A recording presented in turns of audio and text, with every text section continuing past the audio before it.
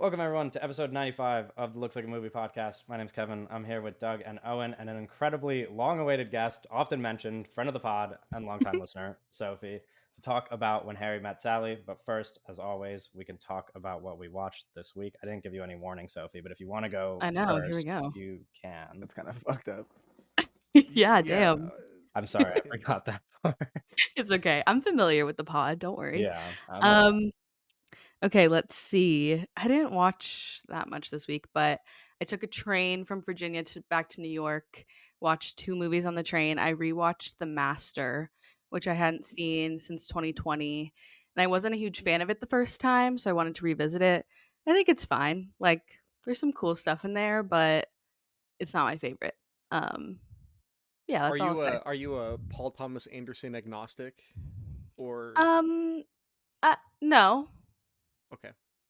but like that, it's probably like I just don't get the this is his masterwork talk. Like I think it's like kind of bottom tier, I have perhaps. not seen it in a while, but I've heard it compared a lot to your favorite movie of the year, The Brutalist. Okay, I heard that as well, and I just don't agree. But like, there's like a ship scene that's pretty cool. Like that's really the only thing that I'm like, okay. And then I watched To Be or Not to Be from 1942. Watched it without knowing that it's kind of the singular influence for one of my favorite movies, Inglorious Bastards. So that was cool to discover in real time. Really good movie. Recommend. And then I had a screening for work. Um, saw The Girl with the Needle with friend of the pod, John. Yeah, I heard Um, it was good. I also hung out with friend of yeah, the pod, John, this week. So I know you did. John, love John. Um, but yeah, I hadn't seen that film yet. Incredibly bleak, but really good. And then I watched The Big Heat. ooh, It was cool. Again, maybe a little overhyped, but I enjoyed. I've been like trying to watch things like from, before 1970 because I'm bad about that. So yeah, tried to same. dig into that a little bit this week. And then I watched The Muppet Christmas Carol because I'd never seen that. Hell yeah! Whatever. I've never seen a Okay. Muppet movie Whatever. before. Never seen a Muppet movie, Doug? No. Doug, that's crazy. The Muppet movie, like the OG, Yeah, 79. so good. So good. Mhm. But the Muppet Christmas Carol, there weren't enough Yep. Muppets. Too many humans, not enough Muppets, in my opinion. Um, and then I saw Y2K yesterday. I had the Bill worst Pope. experience. I thought Everyone's it saying was that Pope. movie's awful. It's absolutely shot by the horrible. goat, though. It's shot by the goat. Like He's I so truly washed, bro. He's so Wait, like washed. the experience of going there was bad, or the movie is just terrible? No, I thought the movie was absolutely terrible. Yeah. It was so bad that afterwards I actually raised my Madam Web rating because I thought it was so bad.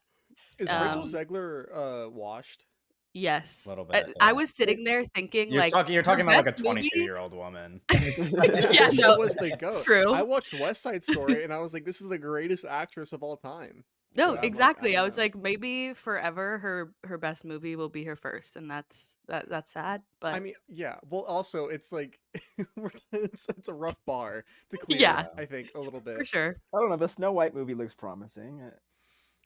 Okay. All right, Wait, so let's this move so on. break that down. Y2K. So Actually, Y2K was like a half star.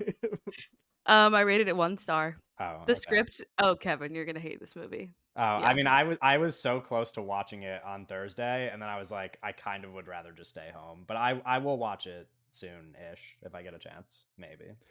We'll I see. thought the Y2K movie was supposed to be a big deal, and then it just like came out. I don't think I'm it was ever so supposed to be a big deal. I thought it I was don't gonna. know. I don't know why I thought it I was don't gonna even be a think big it's really deal. played as like a trailer before any movies I've It gone hasn't. to. No, it just like it was like a stealth release, and then I'm Yeah. like, oh, this is out. I thought it was gonna be a whole thing. Yeah, it's It also was not a whole unfortunate thing. timing. Like Wicked and Gladiator and Moana 2 are all still in theaters. Like nobody's gonna go watch Y2K. It's gonna be Y2K is gonna be a movie that's really popular on like Reels in like 3 years. It's gonna do crazy like with little clips of the movie. I Eh, don't know. There's Maybe gonna, not like, even that. somebody's gonna like those clips. But that's it. That's all I watched. Douglas, you wanna take it away? I watched Olivia Rodrigo Guts World Tour on Netflix. You know, I like the whole what she has going on. I think that as far as recordings of live performances, it was okay. Mm. They tried to do some stuff, and I was like, oh, okay. And then but then it's like, oh, it's like a good performance. That it's like, I don't know. It was fine. It's like whatever. And I watched Fat Choice Spirit, which is a Johnny Toe film from the 2002. It's okay. So The 2002. the 2002. So it's about this guy who's like a master at mahjong, or that's not how you say it. It's like The game with the tiles. The yeah, game. the game Oh with the my! tiles. It's about my dad then. Yeah, he's like the goat, right? Master And of it's mahjong. Kevin's dad. yeah, it's Yeah, like no, he's very mahjong. good Yeah, at it. that's how you say it. He's He's the played for a goat. very long time since He's since like I was a wee he's lad. he's a master of mahjong. It's Andy Law. If you know the actor Andy Law, he's a master of mahjong, and then it's about this girl who is like in love with him, right? Or it's like, you know, and it's like Kevin's mom. but then there's also this gang. There's like mahjong gang, who they run like scams, like mahjong scams. But then they run into him, and it's like, oh no, he's like the goat. And then he gets like a curse put on him where he loses his powers. And then there's like this tournament Like at the end. Thunderstruck. Yeah, no, it's really brilliant. It's really amazing. Johnny Toe. They're saying Johnny Toe is like the goat. Can you It's list really the good. people saying this? This guy on Twitter compared him to John Ford that I saw Okay. last month. Um, There you go. yeah, Put that in the footnotes. yeah. And I watched Indiana Jones: Kingdom of the Crystal Skull. Mm-hmm. Yeah, what do we think about that? I think that Steven Spielberg is good at making movies. I'd agree. And that's where I'm at right now in life. Okay. Owen, what have you been watching? How far are we going back? It's the 8th.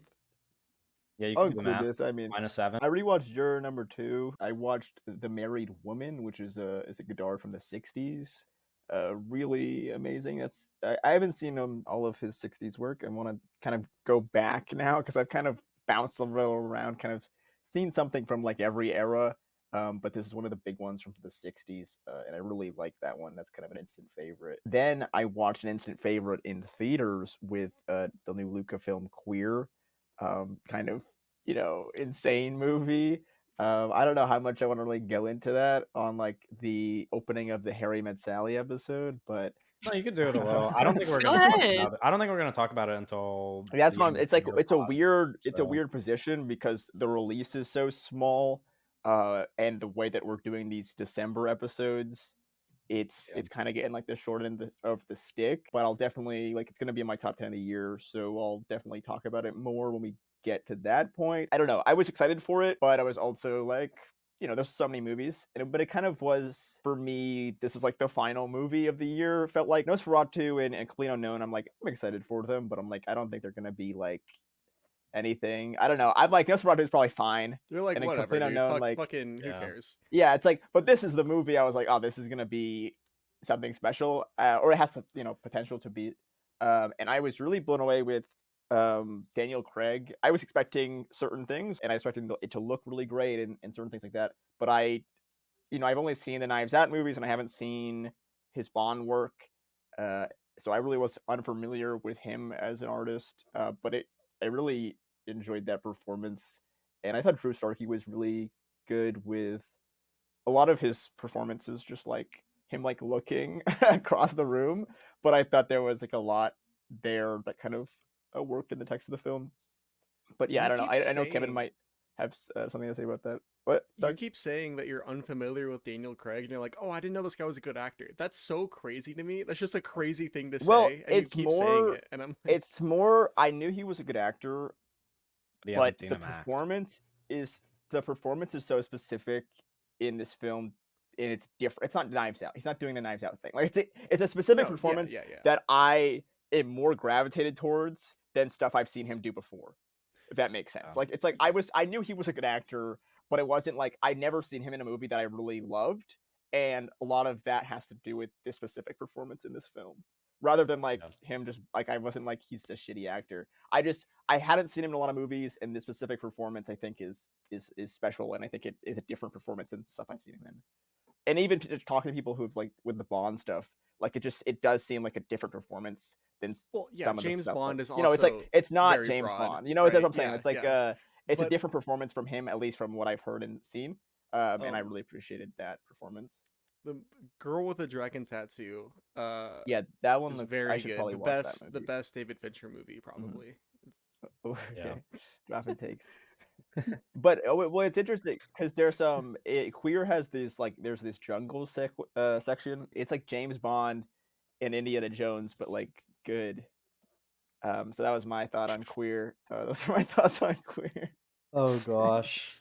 Um, then I watched Christmas Eve in Miller's Point, Oh, I want to which watch is that. Me another new too. release, and this movie Shout out Richard Brody.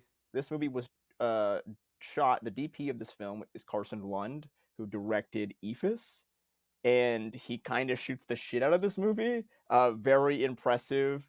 It's I need to do more research on the whole thing, but there's kind of basically these guys have this like production team, and they just like swap roles on each other's projects. So one guy's directing and producing the project, and the other guy will shoot it, and then they'll go and that guy will produce the other guy's thing, and then it's a really collaborative like team that are just like, hey, we're gonna make our movies and we're gonna all help each other, which is really cool. But I think Carson Lund is a really talented filmmaker. I really loved Ephus. Christmas Eve, and not as good as Ephus in my opinion, but I think it's a really sweet Christmas movie that like shows a lot of like kind of promise with these younger filmmakers, and like it's like really impressive stuff. And while it's not like the best movie of the year or anything, I don't know, it's really impressive, and I guess it's like, oh, I'm gonna look out for these guys, and I'm gonna watch whatever these guys make because this is like singular, I guess. Uh, it's same thing with Ephus, where I kind of brought this up when we talked about Ephus a little, where it's like a Christmas movie and like a baseball movie are those kind of it's not really a genre, but they're types of films that you could get away with not being really attentive to the form. And it could be like this movie could do really well on a streaming service and look like shit. But the fact that they're really like there's like crazy like Christmas light montages in the movie, and there's all these like really cool like formal expressions, and it's like, okay, this is like, I don't know, it's a really, there are certain movies that get more attention formally than others, and it's an interesting combination of movies that normally like historically don't get that attention, and then providing and adding that and like creating something unique in a kind of place in cinema that doesn't have that. So I don't know if that makes much sense, but that's what that these kind of have the same sort of vibe to me when that like Christmas movie and baseball movie that are really like formally attentive. And then I watched When Harry Met Sally, and then I rewatched The Rose King because I'm working on a like a essay for school. And then I kind of was like, fuck it, I'm gonna just watch a bunch of shit because I was like, I need to watch more. Yeah, I just last need to watch night like you watched like 20 fucking yeah. silent films. Well, that was I kind of with working on my film and kind of just like looking into what I want to work on and what I want to make in the future. I was like, I just kind of need to watch like every silent movie ever made. Like not every, but like I was kind of looking like movies from 1920s that are popular that I haven't seen. Like I was literally just like, these are movies that I should watch, or like these Buster Keaton movies that I should watch. And I was kind of just making lists of The like goat. silent movies that I should just watch because I need to watch like everything. And I was kind of just making a list, and then I was after I watched The Rose King and I was like taking my notes and stuff, I was like, I just need to kind of watch stuff for me now because I'm like kind of burnt out with school and stuff. So I was just watching a bunch of stuff. So I started with The Scarecrow, which is a Buster Keaton short that I've been meaning to watch for a little bit, and I really really love this one. It stars Buster Keaton, obviously, who's incredible, but it also stars Luke the dog, which I not to talk too much about my film, but I did have some dog acting in that movie, and shit is hard. Dogs don't like dogs are tough. And my dog's in the film, and my dog's sister, who's is also in the film, which is not our dog. It's like family friends have the dog. And one of them, I'm not gonna say who. What are we doing, bro? What are we doing, bro? one of the dogs, I'm gonna say it, one of the dogs was a better actor than the other dog, but it was tough. It was tough, and it wasn't. They weren't even doing tricks. It was really simple stuff. But when watching this Luke the dog, right, Luke the dog from 1920, I mean, impressive. It's really he's chasing Buster Keaton around. He's jumping through things. It's really, I don't know, man. I mean, Yeah, because obviously, it's the 1920s. They beat and starve these dogs, bro. no. I mean, obviously, he's a Guys, trained It's dog. a Christmas episode. Yeah, Doug, watch it. His family's watching. Yeah, on the TV. Yeah, we're on the they- fucking We're on the TV. they're on the living room TV right now. Okay, Talking about Luke the dog. Despite what Doug might think happened to Luke the dog behind the scenes, I do think the performance is really impressive, and the fact that, because it's a lot of like, I mean, Buster Keaton's kind of running around and jumping through doors and windows and stuff, and then the dog is chasing As he him and does. doing the exact same thing. But then there's Yeah. also scenes, I don't even know how to explain it. There's like pieces missing in the building, and Buster Keaton can jump over, but the dog is kind of like, I don't know, and so like he has to run around like the other way around, and there's like physical comedy more than just like him following him, where like the dog is like kind of, I don't know, it's really impressive dog acting. And I just wanted We to got bring that part for sure. yeah, I don't know. Shout out Luke the dog. He has his own little letterbox page here. Wow. Yeah, he's impressive. That's what I when I watched the Wizard of Oz before Wicked. Oh yeah, like Toto, man. obviously, yeah, Impressive. Toto, one of the most famous, probably the most famous dog Yeah, actor, gotta right? be. But watching the movie, I was like, man, what the fuck happened to this dog behind the scenes? The whole time, I was like, Yeah. Well, even I So mean, it's dark. interesting. no, I- but so- like, I don't No, know. I mean, yeah, but it's like it's crazy that that's like what your thought is while you're watching Yeah. it. You're like watching this, Yeah, I this mean, lovely horrible movie, and you're things. like, damn, I wonder how bad they beat this dog. No, yeah, that's what I was thinking. Yeah, dude. All right, People onto got beat Cops. on the set of that movie. It was, yeah, people, Right, not just yeah. dogs. Then I watched Buster Keaton's Cops, which has it has some horses in it as well, and it's interesting when watching these movies that are like. I What are just you talking about? let me No, I love it. Keep going. Is this love like it. a bit where you're gonna do as many animal acts? Talk about every Yeah. single No, animal. well, I'll get to something later. No, okay, but where I was getting with that was like you're watching these movies that are Cops came out in 1922, which is over 100 years old at this point. And when you watch these really, really old movies, it's in many ways like you're just kind of looking into the past, and you're used to kind of at this point we're used to like looking at older people in movies, but there's something about like these animals that is like very, I don't know, there's almost like a sadder thing about it because it's like these animals kind of existed in this period and they're kind of, I don't know, they don't really know what's going on. But that movie that movie is really cool. It's a lot of like Buster Keaton is like running around the city and there's like 7,000 cops like chasing just Buster Keaton and he's like Yeah. getting away with it. I think it's funny that you're like, yeah, and there's horses in this one, and it's like, yeah, dude, it was there were like the horses were the cars. It's like saying there's No, cars in this one. Well, Yeah. no, but no. I think it's you have to see the thing. You wouldn't get it. Yeah. And then I watched I don't know how to say this one. This is a You just skip it's it. French. No, you got it.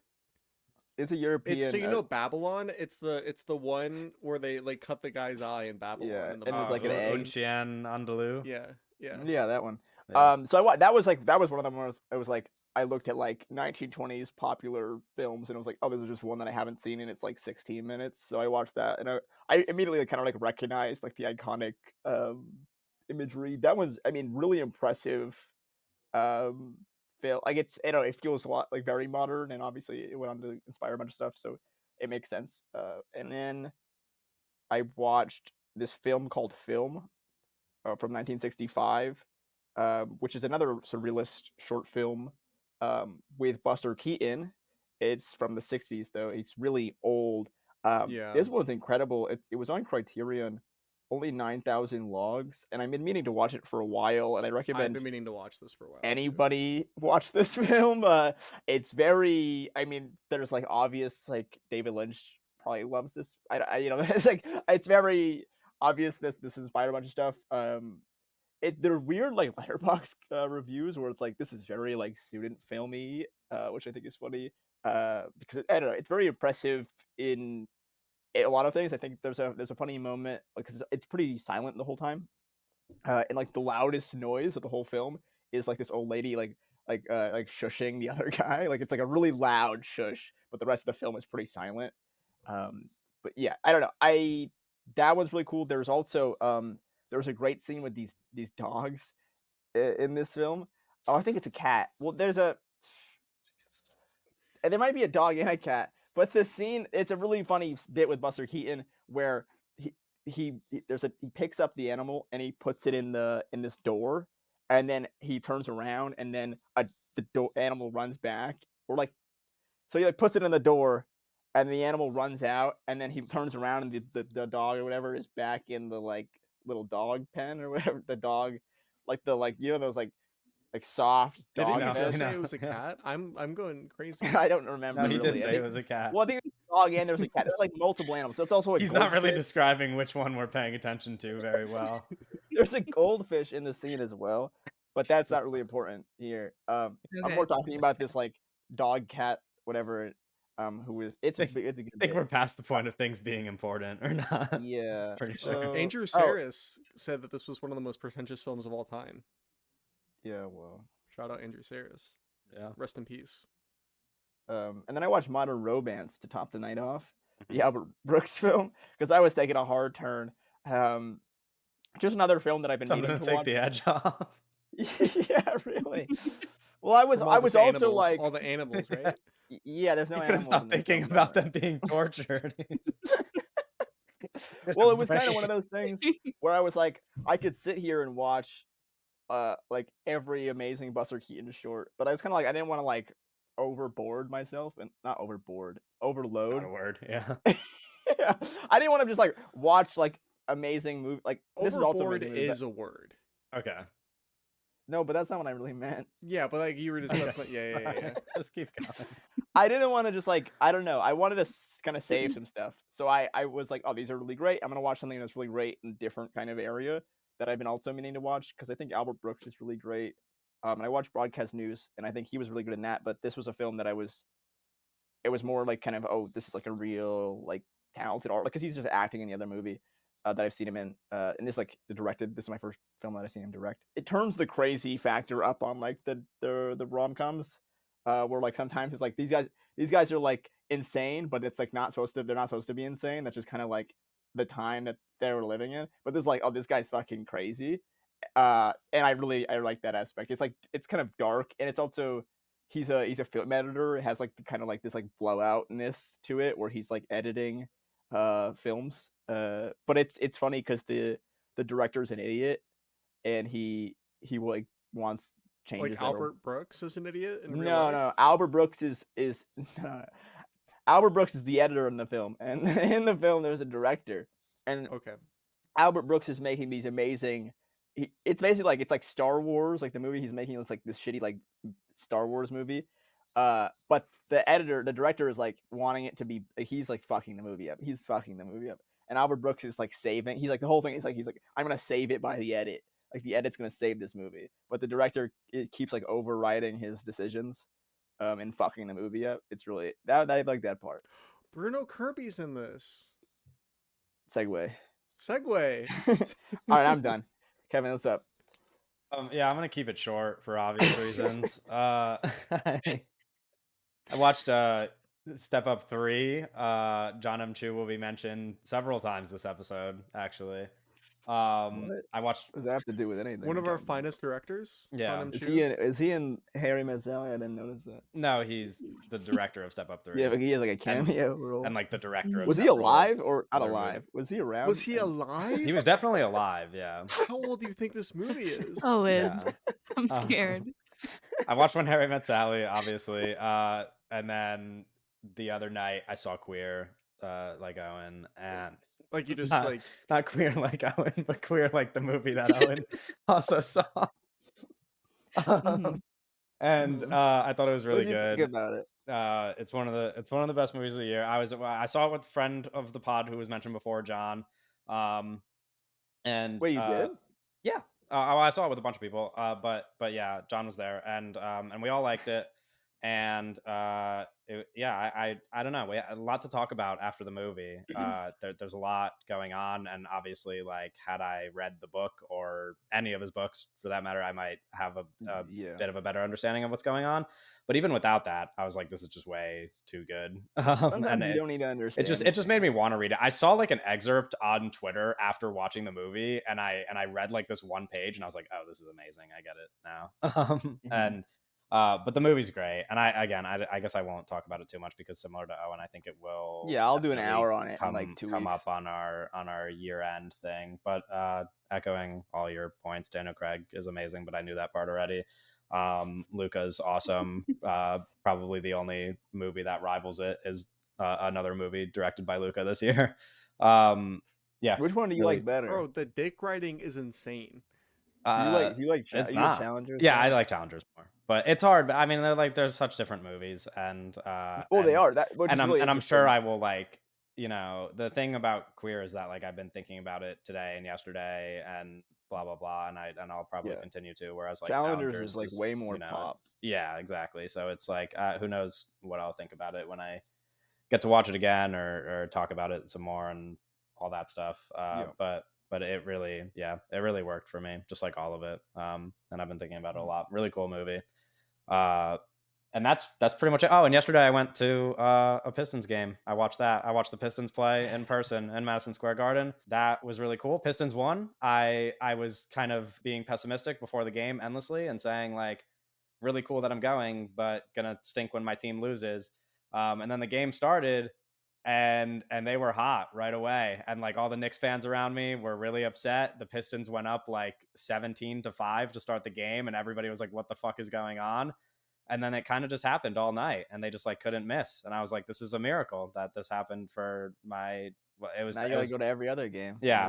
You're the good luck If only the charm. You gotta, Pistons played here 41 times a year and not once. But you gotta, I mean, you gotta travel now. I mean, I'd you like really to. want I'd like if you to, but really I'd want them to also win. You gotta make that commitment. that would mean I'm a frequent flyer to Detroit, Michigan. So I don't know if that's like a hot spot. Yeah, maybe. I mean, that's the city you decided to root It's like for. how I bad mean, do you want it, Kevin? How bad do you want it? It was nice. It was cool. It's the first time I saw Cade Cunningham play in person, which was awesome. He had a 30-point triple double, so that was really exciting. Yeah, but how many times have you seen Jared Dudley play? More than once, actually, I think. There you go. That's if I had that's to. the He was real around for a statistic. while. No, What a it was guy. cool though. I got to just like endlessly talk about shit my girlfriend didn't care about the whole time. I was just like explaining the lore of like every player on the court. I wouldn't shut up. It was really annoying probably, but she put up with it anyway. Good game. I'm really happy. And that was my weekend. We can talk about When Harry Met Sally, and I'm gonna start again like last week with some trivia. I switched it up a tiny bit this week, but again, I think really Sophie's gonna have to knock out most of these. I tried to change it a bit so that Doug and Owen could at least think of some answers, but we've got a list of movies, I'm a rom-coms. former Trivia 10 champion, brother. I'm aware. I got this. I'm aware, but you're not much of a rom-com enjoyer, though. I don't think. I don't know. I'm pretty sure on this list of movies that I have, you and Owen have seen a combined like 3 of them, maybe. Anyway, the list of How movies. many have I seen? Well, I just said combined 3 of them. Yeah, but if maybe I got 3 and I'm looking at the list. I'm aware like that Bronny you have and seen LeBron's points. Oh, and I think you've seen 3 of these. No, 4. Maybe. Speaking of how does Bronny, that make I it was combined flipping 3? through the sexiest man of the year people issue right talked last about night. this. No. Oh, But, the like, actual issue from this. the actual issue. I was just fingering through it last night, and they had one where it was like sexy at all ages, and it was like the sexiest person at every age starting at 20, and they had LeBron James Jr. as the Damn. sexiest 20. Oh, for like 19? Oh, 20. Yeah, That's I was like, like what the hell? That makes What- sense, how I do- guess. He's like Okay. a handsome No, guy. that's not what I meant. I don't know. He's an Yeah, athlete. I mean, he's like, I don't know. Did he's you tall, have a he's problem buff, with that? Who was your sexiest Yeah. 20-year-old? I don't know. Do you have better options? I was just Yeah, like, put that's someone notable. forth. That's an interesting Yeah, I choice. mean, you I would can't not. object it if you don't have like a replacement. Okay, whatever. Anyway, the list we have is a list of rom-coms with more watches on Letterboxd than When Harry Met Sally.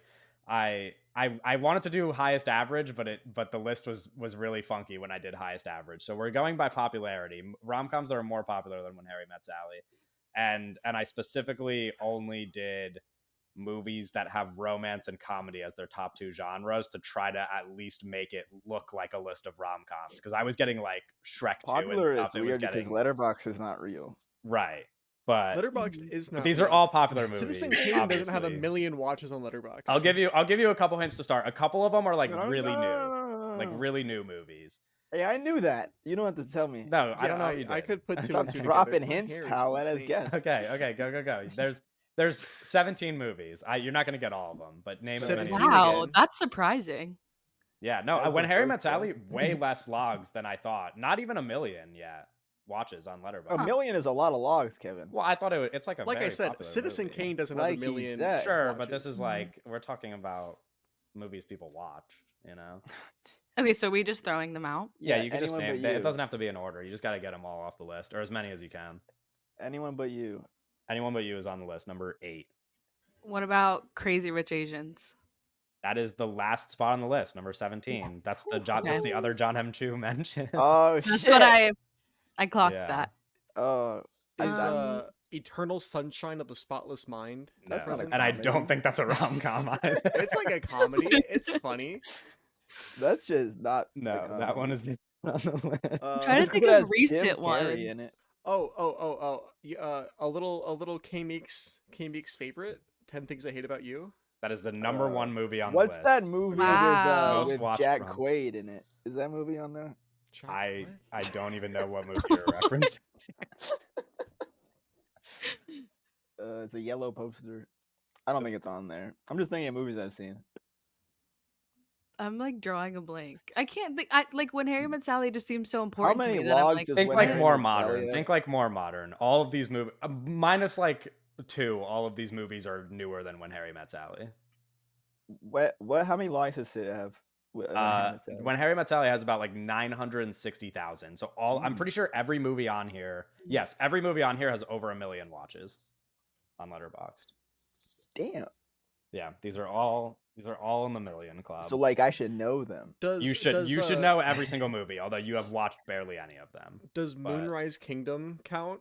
I thought it would, but when I narrowed down the genres, it was no longer on the list. Okay. But it would have been. That's a good guess. That is a good guess. You have to think more like traditional like studio rom-coms though. There's some like very obvious. Yeah, but they don't things. make What those about- anymore. like that? that Kate Hudson, Matthew McConaughey one. What is it called? The 10. Oh. I'm You're almost drawing there. a blank. You're No, I know what know you're what talking you're about. Shit, what is it called? None of you know the name. You No, can't I help know her. the movie. I've seen it so many times. It's a very good movie. 10 Is it days. It's days. 10 days. Doug, Owen, Yeah, you really if don't. you start saying it, you might get it. Yeah. I could just give you the answer. No. It's close enough. Okay. No. How to Lose a Guy in 10 days. Yes, There you there go. you There you go. That is on the Oh, list. it. It's like is it number 50 12. First Dates? Is that the Adam Sandler movie? That is the Adam Sandler movie. It's not on the list. Oh fuck. Numbers. You Does let me Hitman know. count? Which one? Oh yeah, does Hitman? Hitman count? Hitman is not on. That does not have a million watches. logs. I don't know. It's on Netflix. Guys. Nobody watched that movie. Yeah. They I watched did. it. Doug, you watched it. That means For this the world. podcast. Oh, what's that one? What's the one with like the meme where it's like I love Crazy the Stupid Strokes. Love. Crazy Stupid Love is on the list, number 11. Oh, we did a podcast on that too. Yeah. and we did 500 do a Days of podcast. Summer. 500 Days of Summer Oh, there is you on go. the list. That's Oh, number nice. 3. Numbers. You have 1 and 3. You need 2, which is not a movie you would be. That's not in the right. Is there another numbers one? Or is that it for numbers? There is another numbers one, though I'm pretty confident only Sophie would have seen it if I had to guess. It's got 2 numbers in the title, actually. What do you mean like 21 or like No, like 2 separate numbers. 21. There's a number at the beginning of the title and a number at the end of the title. Whew. What? That's not real. You can't do that. That's not the allowed. title of the You movie. can't fucking do that. It might also be like a bit of an unconventional pick. I don't know if you would technically think of it as a rom-com, but like that is at least what Letterboxd. I have not seen this movie, but people always recommend it to me. People say I would like this a lot. There's a Portrait of a Lady on Fire. Is that Jesus on this Christ, list? Doug, you That shit is rom-com, Doug. you are Rom-com. not thinking Is- in the right place at all. I think It's that About Time a queer rom-com? tragedy is Oh, that's funny. makes It sense. might be listed on Letterboxd as a rom-com. It is not on the list. Okay. That's a good guess. I can. You let me know when you want years at least. I could start giving you years at Years some not point. gonna help me. Okay. Yeah, I don't know if that's gonna help me really. There's also. Is there like a really new one that we haven't gotten? Yeah, I don't know how new this movie is, but I think it's in like the last 3 years or something. It started like a. That's not really new. Okay, never mind. It's 2018. It's like that's like one of the other newer ones. No, Okay. but it started like it's because it started a franchise, so there's more than one of them. The Kissing Booth? Oh. No. The kissing booth. All the Boys I Loved Before? Yes, Tall Boys I Loved Before. It was like one of those Tall movies. girl. Tall girl. Tall Girl is not on the list. Tall a Oh. million logs on Letterboxd. I think that's all the like super. Oh no! There's a movie that came out last year that's on the list. Actually, that's What? not Anyone But You. A different movie that came out last year. Lisa Frankenstein that came out this year. Popular movie last year. Like Is it like a traditional rom-com? Like you would say like yeah, it's Even though only a says rom com. romance. There's like no other genre that you could even consider it. With a It's like- million logs. It's like very much a rom com. Yeah, it came out last year. Oh. Over 1 million logs. What's Mm, I don't know what's what it's the called. Jennifer it's the Lawrence one one? with the Jennifer Lawrence one. I don't know what it's called What? though. Do you Oh. want No the hard- name or no you hard want feelings? Yeah, there you go. Yeah, it's where she's like a prostitute hired by that kid's. Oh, I was thinking of Yeah. Jennifer. Well, she's not a Lopez, but really- prostitute. She just. I got Yeah, really she's confused. not a No, prostitute. No, she's hired by that kid's parents. To have Yes, sex but with like him. that's not like, but that's not like her That's career. She be- has no, like That's a, not her no, but she has like a occupation. different, she has like a different in the- job, but and like then in the like role, yeah, but like in Sure. that instance, okay. anyway. haven't watched I the movie. think I saw that movie. I think that's all the super modern ones. The Mhm. rest are a little bit older. There's also like, yeah. What's the no. oldest movie on the list? I'm gonna assume it's this one, which came out. No, in... actually, old movies are popular on Letterboxd. Yeah. The Like, oldest what's the movie on the year? list, I think, came out in 1978, which is predates When Harry Met Sally.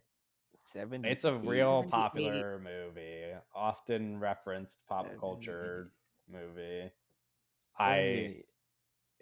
It was actually brought up on an episode of the movie draft pod that I was on, but Sophie was not present for that one. Oh, that's really helpful. That's Yeah. Probably didn't Just listen to saying. it, so Yeah, I'm I'm not just sure. saying. My bad. I think I probably listened to that one, but I don't remember. It's a high school random movie, movie is that what I you was had. getting at. Oh. 78 high school movie. You You There's can There's a skip that. lot You can of skip that one for now. You can skip that one for now. We could go back. You Wait, still don't have number 2 on the list, which like the second most popular one, which is not not and quite. Is Adam Sandler in that one? No. This one's like the least like rom-com-y thing on the list. Like you just don't think of it as a rom-com, but that is what it's categorized as. It's really only a comedy and a romance. Is Adam Sandler in any It of these? came out. No, I don't think so. You're really stuck on the Adam Sandler. I just got. I had to clear all. I don't the think bases. he's in any of these. No. Does Chunking Express count? That here? was on the list before I narrowed down the genres, and then it got knocked off. So no, Okay. it does not Okay. make the list. Okay. Who's a rom-com Let me guy? see. Okay, the number 2 movie on the list came out in 2010, and it's. I don't know if you will get this. Maybe I could give you like a cast The member. Social Network. No. Okay, let's give you like. That's a rom-com. Let's give you like a deep cast member. Deep. Anna Kendrick. Pitch Perfect is not. That did not come out in 2010. No, it did not. That's- Anna Kendrick. Anna Kendrick. Yeah, this is not like super not like like a what you Twilight think of movie. a rom com, but it is. It is according Twilight to on- Wait, Letterboxd. is it a Twilight movie? Yeah, I No. was gonna say, is it okay? It's not a Twilight movie. No. Because the first one came out before 2010. There's no way it's a comedy. Is it listed like? It's not way it's listed as comedy. It's not. No. I don't know. I don't Anna know. Kendrick. Can we Okay, get no. another deep cast member? Yeah. Yeah, can we sure. get? Yeah, Like, Aubrey definitely. Plaza. Oh, it's the Edgar Wright. movie. Oh, Scott Pilgrim. No. It is Yes, Scott Pilgrim. yes. Yeah. Next movie on the list that you haven't gotten came out in. Oh gosh. Oh gosh. Oh, there it is. Uh. Hmm. Sorry, I'm struggling. There's so many movies, and you guys are so bad at guessing. It came out in 2008. Oh, Twilight. No. Oh. 2008. There's also, I think, more than The one? Happening. No. It's a musical. It's a musical. High School Musical. Mamma Mia. It is Mamma Here Mia. I go There was almost again. more. I think there was Ha, ha. almost more than one musical before I narrowed down the list. Next movie. Shout out Tyler C. Whitmore. Shut yeah. up. Next movie is 2007. Also, like There Will Be Blood. it No was Country for Old nominated. Men. It was nominated alongside There Will Be Blood at the Oscars. No Country for Old Men. Wrong movie. Years just aren't gonna help me. Like I have no Yeah. idea. Okay. I think well, cast members. It has a cast member. There's an overlap in cast members has a between cast this member. and Scott Pilgrim. There's a lot of people in those movies. Chris Kevin. Evans is in this movie. Nope. Okay. A lead. Is a it- lead in both these movies. Oh! It's like the fucking. It's like that, like the soundtrack, whatever it's called. You know, is that the movie? It's like I don't think you're in the right. Wait, I have a separate guess from whatever Okay. you're describing. Yeah, you can Is do it. is Easy A on this list? Easy A is not on the list now. Oh, Damn. I thought about too. Soon I'm just gonna start naming. Is Yeah, that the, is that We is, suck. is 2008. I literally is Emma don't Stone know. on this list? She was in Was Crazy Emma- Stupid Ow, Love, which was named yeah, but already. not that movie. No, I don't believe she's in the remaining ones. Okay. Some of these are like kind of like classic ones, like 90s, I think this one came out in and is like often brought up classic. Is Set there it a up. John Hughes movie on the list? Set It Up's good. I don't think there's any John Hughes movies remaining. I could be wrong. Remaining? Did we guess any? Oh no, I guess you didn't. No, yeah, I don't think there's any at all. Wait, No, is this a okay. Michael? Is No, this there's- a Michael Cera movie? Is that what you were saying? That is what I was saying. Yeah, That's Oh, a then soundtrack it's- movie. The No, it's, It's not. Juno. It is Juno. Yeah. Oh no! I I'm watched. thinking- I remember. I'm I thinking watched of- Juno when I was very young. We were watching. I was Juno thinking of at some my other uncle's movie. house on his TV in his bedroom. Him and my mom were on both sides of me, laying on their bed, and they were both smoking cigarettes. And that's my memory of watching Juno. I was thinking of like. Okay, so what something- you it's have like an- remaining is the Real number. You stuff. still have to get the movie with the numbers in the title. Mhm. There's a French movie on the list. Oh, jeez. Very popular Can't tell you French that. movie.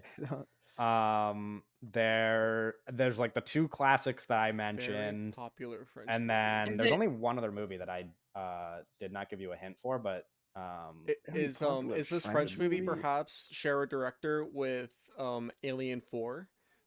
Alien Resurrection? you might be on the Ooh. right track. Ooh. It is Amelie. It is Amelie, yeah. That's what I was gonna guess. So Never seen it. the only movie Neither have I I. didn't give you a hint for is another movie that like I don't quite think of as a rom-com because it's like less about the romance and more just about the leading woman, but Leading woman. What? like the main character in the movie. Kevin posted on Twitter a list of the movies he's most disappointed in, and all of them had leading women. All of them were about women. And I was don't like, think "Yeah, I that's posted so that At cool." list least he on was Twitter. excited for I don't. them. You did. You posted a list of all the movies you were disappointed by. I did And, not like, do this. You're like making something No, up. yes, you did. Yes, you did. You Yes, just said I did. You posted a list on Twitter. I did not post a did. list on You Twitter. posted a list Yes, on you did, Twitter. because I and- pro tweeted that list. Yeah, and it was your. It wasn't all like a movies- list. It was like these are 4 movies. Yeah, you listed movies. That's a Oh, list. I don't even think Um, you ordered them. Remember? But said you were like, this these are is the no movies order. I was most let down by, and all of them had a leading woman. All of Okay. the main characters. I don't even were know what women tweet in you're all the movies, referencing, and I was but like, that's this is like evil, not bro. that's not This part is, of the like, trivia. gross You're, evil. you're trying to distract from the fact Yeah, that I'm you like, can't name I'm the like, movie. I'm filibustering. Yeah. Okay, you want to give up because Yeah. we could actually talk about the movie now. Um, Fucking the 46 last minutes, remaining man. movies were Legally Blonde. The Number Oh, movie was okay. Is that 13 the going leading on woman 30. movie? Oh, I Oh. could have gotten that. And then the two classics that I was referencing were Pretty Women and Notting Hill. And then that would have been the full list. I mean, you got close. Pretty woman. Anyway, now we I can know talk Where's about Julia would When be Harry there. Met Where is Sally. Which Honora on this list? Honora was on the other version of the list when I was going by rating. Give it a year. And Give it then a I year. was like, I'm gonna not do that version. But you'd be surprised how many rom-coms are rated higher than When Harry Met Sally, considering this it wasn't has like rated a higher. 4.1. Is Anyway, it really rated that high? When Harry Met Sally. Okay, first of all, this is where I want to start. Doug, Owen, did you guys like the movie? Because I know so. Well, Doug didn't log the movie. Doug didn't log it. I Yeah. haven't logged the movie. Because the last time we tried to do a rom-com episode was Crazy Stupid Love, and you guys had That was such a exactly mistake. zero We things should to not say have about the done that. movie. Yeah, well, that movie's So- like. What is there to say about that movie? I think me and Sophie could talk about it. I don't know. Yeah. So did you like When Harry Met Sally? I think More that or less Bruno than Kirby Crazy looks a Stupid Love? lot like He's Edward awesome. Norton. He looks so much like Edward Norton in this movie. That's the main takeaway. No, this movie's What do you good. mean, Edward Norton? I think I was interested. So Rob Reiner is like a really interesting filmmaker Is he? because, well, no, he is because he kind of is just like the guy who is known for. That's not. All of his movies are just like him adapting somebody else's, like a very famous writer's work. You know, like A Few Good Men is an Aaron Sorkin script. When Harry Met Sally is a Nora Ephron script, you know, and like he made a couple Stephen King movies, and they're all like super fucking famous movies that are not famous because of really anything that he has done necessarily. And I think that is interesting. That's an interesting kind of legacy to have. Right. No, I agree. That's cool. He directed the Um, Lyndon B. Johnson movie in 2016. In 2016, Yeah, what the fuck? Okay. Rob Reiner, man. I was he unaware that It's there called was a Lyndon B. It's Johnson movie. Woody Harrelson. Yeah, it's LBJ, That's LeBron crazy. James. I follow one person that has seen it. That's not true, but I follow one person that has reviewed it, and it's Liar. Armand White. What did you think of LBJ? Let's see. Are you First Lady filibustering When Harry Rule. Met Sally now too? LBJ Yeah, this is and making me Lady Bird sad. bring back Okay, British Sophie, Charming let's talk songs. about the movie. Is this your favorite rom-com? She's got the sweater on. I mean, it's gotta be, right? Some I don't know. amazing. I It's think- at least in the running. Yeah, it's in the running. I Okay. think like it's hard for me to say it's my favorite rom-com because I think of this movie as a rom-com, but I think it's almost an even better like Battle of the Sexes movie. Like it teaches us a lot about like the difference between men and women in like every single facet. And when I watch it, I'm not like they have great chemistry in this film, but I'm not like dying for them to get together, you know? Oh, interesting. I Yeah. I kind of agree until like the second half-ish of the movie, and then I feel like I start rooting for them. Like early on, I'm like it's kind of whatever. Although I do really like the setup of like the forced to go on a road trip together. Mhm. That's like I wish that section lasted longer. I think I that's thought that like was going to be the whole movie. The road trip? Yeah. Well, that I think I thought that's that was like going to be the a- whole movie. that's like Oh, good wow. setup, and then that like scene lasts like, you know, you're in and out of that quick. A lot of time Mhm. Yeah. jumping with different Rob Reiner looks. No, it's Not like Rob it's like Reiner, that for Billy 10 Crystal minutes, look. and then it Billy goes Crystal 5 look. years later, and I was like, oh, Yeah. they really just like actually Yeah. said goodbye. yeah. Mhm. No, I don't know. I like road trip stuff in movies, but that's It's not really interesting road- because it's I like a- guess it's like a pit stop. sure. pit stop. Well, they go on a road trip. Yeah, but Well, we I don't think it see was that. You like, don't- you well, don't see yeah, the road well, trip. it was 18 hours. They were like, oh, it's an 18-hour drive, and then we just see them have one conversation. No, already in Yeah. New York. I'm like, oh, okay. There's some good deleted scenes that you can look up on YouTube of like Billy Crystal doing like Godfather impressions in the car and like random stuff that they cut. But I get like, I mean, Yeah, the I movie mean- is about them meeting over and over again, so I guess they just decided to make that like Right. Yeah, no, it makes sense. first segment pretty short. It's also But it like kind of if you don't like each other, you're probably just gonna sleep the whole time when you're not driving. So there's True. probably But not that- much to but- show. They Like, do like each other though. sure, but That's the whole thing. okay, yeah. You're right. Okay, Right. Doug, expert You're on this right. film. All Yeah. right. I am hey, I've seen it. Yeah. You have. Um, what do you think gives it the reputation that it has as like maybe the great rom-com? It's wildly entertaining. I think it's like it's a very easy movie to watch for sure. And I think a lot of it's like just by like the limited rom coms I've seen, it definitely like set like the structure for like a lot of things that were copied later on. I'm not sure. I don't. There is definitely things that keep it from like being like a movie that I like overly care about, but I can see why others are very attracted to it. Yeah. Do you think it has a lot to do with what you said, Sophie, about like the how it's not exactly like just the rom-com stuff, but more like the content of their conversations? Yeah, like I think this movie is very like we know from the film's like origin as well that it's just like very rooted in reality and like the conversations and like the little quips that they bring up about like women being like high maintenance and low maintenance, like just like random little things that are inserted that just are fun to talk about. And even like the central question of the film of like if men and women can be friends, like yeah, it's just like an easy setup. And I feel like that question like comes up a lot and it's just yeah, easy to talk about. So, yeah, it's a very accessible movie and like compared to Yeah. the other movies that Nora's written, like the construction of it is just like I love it because it's like it feels very organized to me. Like you have couch scene and then you have narrative and then you have couch scene that kind of like sets up the next piece of narrative. Like it's just Yeah. yeah, it's really rewatchable. It's very yeah, accessible.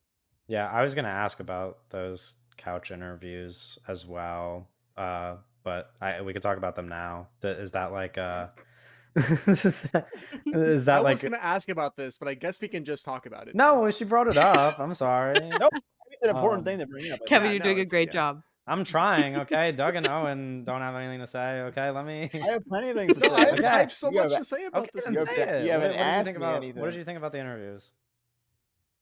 I thought it was good. What wait, yo, this is crazy.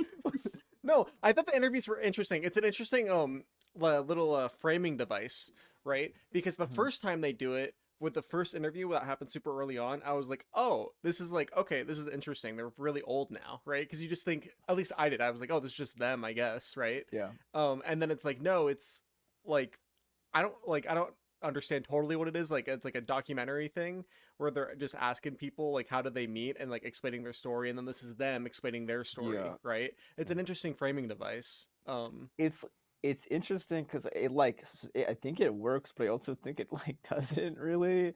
I it's like it makes sense, but it's also like like barely in the movie to where like it sets up the ending of the film, like it sets up that last shot, but it also it's like okay, like I don't know, I don't really know if it's entirely necessary or like I'd rather them like do just not do it or do more with it. It's like Doug said, it's like you don't really know. It's like it's very obvious, kind of like this documentary and like they're doing like interviewing people, but it's like it's almost there's not enough of that that would like I don't know. I think I it's an guess it's interesting like it makes it an individual film and it like adds something original to the picture, but I don't know. I guess it's like real purpose is to kind of separate the beats and to kind of like really like lay out the rhythm of the film Yeah. more so than it is to add interesting commentary, you know.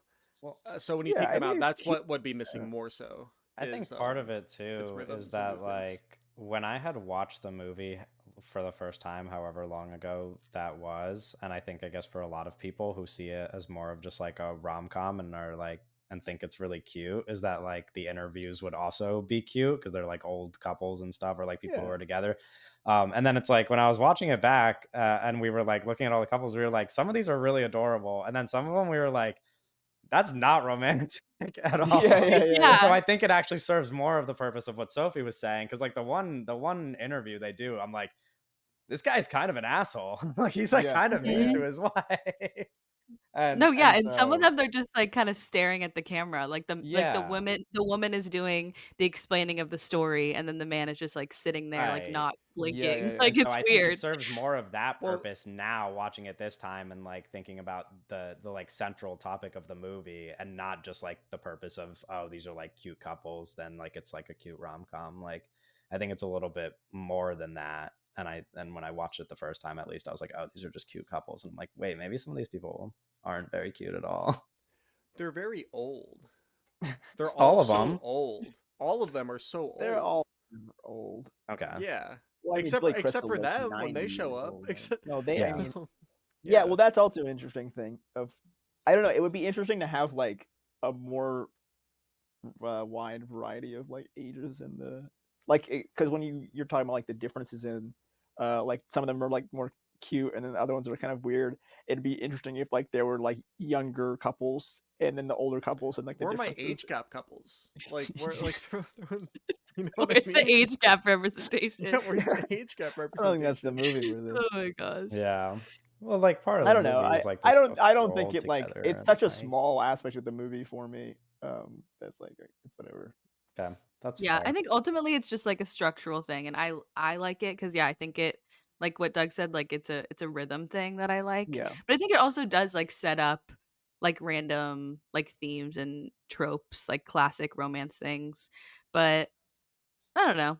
I like I'm curious, Owen, like what like how many couples do you think are in it? Like What? if you think like there should be more, like how many Oh, do you think there oh, were? like How just many couch specifically scenes? those like scenes. Yeah, because there's a lot more than you would think, I feel like. I don't know. I mean, there's There's the one at the beginning. Were there 8? there's one at the end, there's one There's in the one middle. at the end. There's How 7 of many? them There's total, which is like a 7? seven. lot. Like, I feel like if you Yeah. add more, It's like that's for like kind a of like too 90-minute much. movie, that's like Okay. Yeah, like I don't quite know. a bit of the I don't know movie. how many. I guess I'd probably think lower. And that's more the fact that it's like they're so like unimpactful to me. I guess on first watch at least that I'm like I don't really remember most of them. No, bro is watching Yeah. at home being like skip ahead 15 seconds when they show up. Like Yeah. That's skipping ahead. No, I guess okay. That's a good point. But yeah, I don't know.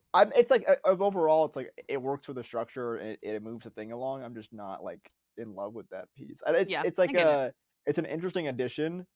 That's like a choice for sure. That like it's like yeah, it doesn't really like ruin it or like make it better. It just kind of is there. it's a choice. Hey, we It's a love choices choice. around Yeah, here. yeah, we do. I love, know. It's we like love oh, it when movies make choices. well, it's really interesting 'cause the film opens like that. You mean you get these like old Yeah. people. I And think like, it's oh, interesting okay. the movie opens with 2 people that are both not going to return and are not our main characters. It's a little bit like a Mulholland Drive. Okay. Well, I think the opening is interesting too because with someone who has like seen that like last like the New Year's Eve scene like a million times on like TikTok or whatever, and like kind of knowing where we're Oh, with like going. the monologue. Yeah, Yeah, like the best part of the movie. I think it's interesting that when the film opens up and Billy Crystal's like just kissing some other girl, and then he's like, and then he has like there's like an introduction kind of thing, but it's like a very I don't know because the whole like car ride, road trip aspect is not one that you kind of hear a lot about when this movie gets brought up. I think that you bringing that up, like when we first are introduced to our 2 characters here, and Billy Crystal is kissing another girl that is Yeah. not Meg Ryan. Mhm. That's so interesting, and I think it's interesting because of what the film is kind of saying about the human experience that a Yeah. lot of films about romance don't normally say, where it's kind of like, oh, you meet somebody and then that's the love of your life. When it's like this movie's like you're gonna have a lot of partners, you know, and that's kind of what happens, and then you end up Yeah, choosing somebody at the end sometimes, you know. it's like the But anti like meet cute thing, what? sort of. It's like not What did like you say? because it's like an anti like meet cute. What is that? The What is thing. that? No, that's the You don't thing. know what a That meet what? cute is? No. What? Okay, well. so That's like every romance like ever. in Anyone But You, the meet cute is them like at the coffee shop and like Yeah, Yeah. it's like it's like a mishap that like oh Yeah. they it's like meet a and Like you it's meet Oh. you meet a cute. moment that stranger like you meet a stranger in like a and it's random like a love place at and then first you sight fall sort in of love. thing. Yeah. maybe Okay. not exactly like Okay. love at first sight, but it's like this like moment that like kind of Yeah. is and it's sort of that, but it's also not, because it's like he's kissing some other girl, he's already with this other girl, and they don't really like Yeah. each other, and they're like there's like a very clear boundary thing. No, yeah, like Uh, he's in a relationship, and then Yeah. he's like, okay, I'll call you when I get there. Like still in a relationship, and then Yeah. on the car ride, he's like hitting on Meg Ryan immediately. You know, Yeah. so it's like I don't know. There's things set up that makes it not exactly, because normally like with the meet cute, you normally like they're meeting and like you don't really know a lot about like his situation, or like you don't like you're not seeing them like kiss some other person like right before that. Yeah. It's normally like these two people are like seem to be like single and ready, and then that whole situation. Owen No, knows a lot about meet cutes. Owen came prepared. Yeah, wow. we do have an expert on our hands. Yeah. But no, I think that introduction is really interesting.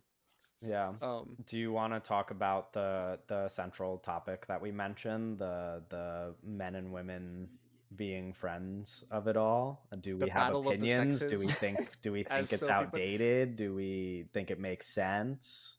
Sophie said "Battle of the Sexes," and that made me think Like that there's this movie, Isn't that the Ludacris tennis album. movie? There's a Oh. Ludacris album that came out in the 2000s called "Battle of the Sexes." I was that's Um, not okay. Yeah. You have Shout out. opinions? You think it's aged badly? Do you think it still makes sense? Do we? It's kind of like fundamentally goes against my personal politics and worldviews in some Yeah. ways. But there's some truth to it, I guess, you know? Yeah. Well, I think the point is that, like, well, I know that Nora's point was that, like, men, you don't have to agree with this, but like men, like, from Nora's point of view, don't need women friends. Like, they have male friends, but to women, they want to have male friends, and like they believe that they can, and they don't understand men, so they want to be friends with men, which like I Right. can relate to. But I know that that was like her point in this movie. Like immediately, like even at the meet cute that we were talking about, anti meet cute, like The anti-meat cute. yeah, the word for word. This is a new phrase that Owen is coined. Like Harry's We're girlfriend is writing like, film theory on this podcast. yeah, we are.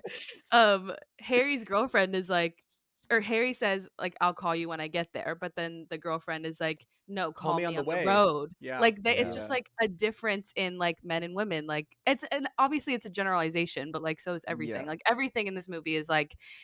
Also, immediately when they get in the car, Harry's snacking on grapes, offers one to Sally, and Sally's like, I don't eat Just between meals. bits Like, on it's the just like window. Yeah. constantly. Wait, hold on, what the fuck was that? Yeah, that that was was crazy. It's fucking like evil, like nasty college. I'm not gonna And then lie. he says he'll roll it down, and it's like you're just now Yeah. you're getting it the stuck fuck? between the What the window fuck? where it will never come out. So I'm Yeah. assuming that Kevin's gonna ask, like, oh, do we think that do we Yeah, think the that elephant in Billy the room. Crystal is attractive in this movie? That's I'm gonna not be on my honest. list of questions. Anyways, but- I'm gonna Okay, say well, it I should've don't been. find him attractive in this movie because the second he spits on that window, it's like over. I'm like this guy's disgusting. Like there's no. Yeah, No, I but he think- grows up. Like No. Yeah, he that's he like grows him- up and that's gets, like he him grows up and his before- hairline recedes. What are you talking that's about? him Yeah, as like No, but he Like, also what do you- changes. Oh Not man. really, but like Nah, fucking. yeah. I don't know. Misogynistic Mike Wazowski. I just like I can't deal with him. I don't know. I don't know. I I think just- he's funny though. It's like every time I he don't think talks, he's he funny. makes Yeah, me he's so laugh. funny. That doesn't funny. I mean don't like you think have to be a he's little bit funny. more. I don't know. And he's like charming, and like, and then he gives a big speech, and you're like, yeah, I get it. Like, Yeah, like, he's no, charming, and they're he's like just your uncle's charming. I don't. It's He like, also He does not wears, look like like, my leggings. uncle. I'll tell you that right now. He does not look like my uncle. Yeah, he speed walks in leggings. Like It's awesome. he's- that He wears part- suspenders. that like, part of the movie really gets me excited. Actually, that part's so good. I wish people did that more often. But so what Sophie No, I don't or like what we either were of talking them. about with like the differences between men and women, Mhm. there's one part of the movie where I was like, oh, this is so, I don't know, the way that it was kind of like communicated in the film I thought was interesting, where it's the difference between how men and women experience sex, right? Or even like regretful sex. They experience it differently because it cuts to when Billy Crystal and Meg Ryan have sex, and it's like Mhm. this like moment in the middle of the film, Yeah. and afterwards Meg Ryan is still like, you know, like the aftercare, right? That's still part of the sex for Yeah. her.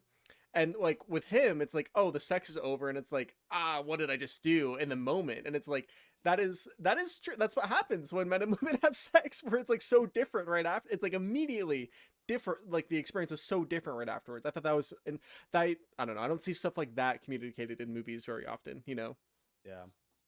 I thought you were also going to reference the phone call part, which I think is like such a cool thing in the movie that like now the modern rom-com split like screen thing. The split screen. They would never Well, do that now. yes, but also like but also like every Casablanca? rom-com that came after it, like a big thing in rom-coms is like phone calls, like cute phone calls. But it's like this so like predates like the technology age that we live in now, that it's You don't call people, or people don't get called like that super yeah, but often. like part of like Mhm. rom-coms is the kind of like flirting over the phone thing. Like it's like it's a big thing, and this movie is like has so many phone calls, and it like predates all of the other movies that I think of with like scenes like that, which I just thought was really There's, interesting. I didn't really think about that the last There's a time, movie but- from the 50s with Rock Hudson, Mhm. Pillow Talk.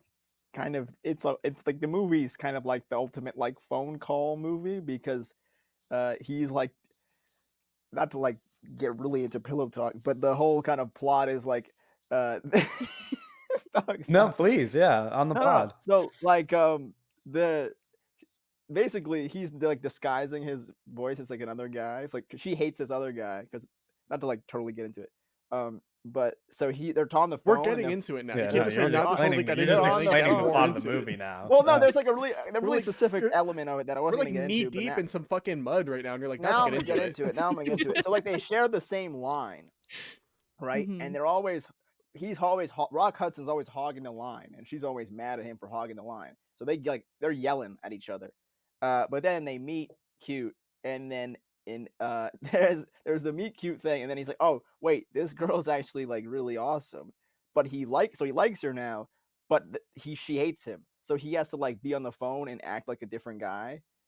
And so there's a whole thing of like they're dating, but he can't be the other guy. But there's a lot of like phone stuff, and there's a lot of like split screen, like Yeah, I don't totally phone understand the plot you call. just explained, but I it know. does Well, sound that's like why I a didn't good want to movie. explain it really. Yeah. But then I was like, did. so I get the so the I reason don't you know. brought this up is because they talk on the phone. It's a movie from the 50s that has like it's like integral to the plot, and there's a lot of like cute phone call stuff. Yeah. Well, I have I'm done gonna be too much honest. reading on When Harry Met Sally, and so I do know that it's a direct reference to There Pillow you Talk. go. There Oh. you So go. there you go, Owen. I'm gonna be Everything's honest. coming apart. Owen, you did such a bad job No, at I know, explaining the plot. You need to try again. No, but the fact Like, the fact that he brought it up and it actually is like the movie reference. Well, That's a yeah, good I mean, call. But I don't know. Like, I'm in conversation with you, and I don't know what the movie's about. So it's a guy on the phone pretending to be two people. No. So they share the same line, right? Okay. So only one Yeah. of them can be on the phone at the same time. Mhm. Yeah. And Rock Hudson's always talking to some other girl, hogging the phone, and A different girl. I see. yeah. So they're not together. Like he's talking to some other girl, but then I don't exactly remember what happens. But basically, all of a sudden, like he's like, oh, I like this other. Like I think he sees her in like something, so he starts to like her now, but she still hates him. So he has to pretend he's someone else over the phone. Like, because she's never seen him. She's never seen him in real life. She only knows the guy that's on her line that she hates. So he has to now like go on the line and be like, oh, it's a new guy. Like the other guy is on the line anymore, and he acts like he's a completely different guy, and he has to like pretend he's someone else, and like try to fall in love with her because but she actually hates the real him. Oh, I get it now. Okay. Yeah, I see. Okay, that was This great. sounds Owen, good. thank you. It sounds good. I'm not gonna lie. But yeah, everything Pillow makes Talk. sense. During Rock the phone Hudson. call scene after they have sex, right? Where they both call their friends at the same time and they're in bed, and then it's like it splits the screen on the edges. Yeah. And they both. Mhm. I thought that Yeah, was that's like so super Pillow cool. Talky. Yeah, that's That like was one of so my favorite cool. parts of the movie. They would not do that in a rom-com now. Yeah. There's now no they do it genre in, film like that where they Fall would do Guy. something like that anymore. Yeah. I also have The Fall Guy doesn't do it like that, Owen.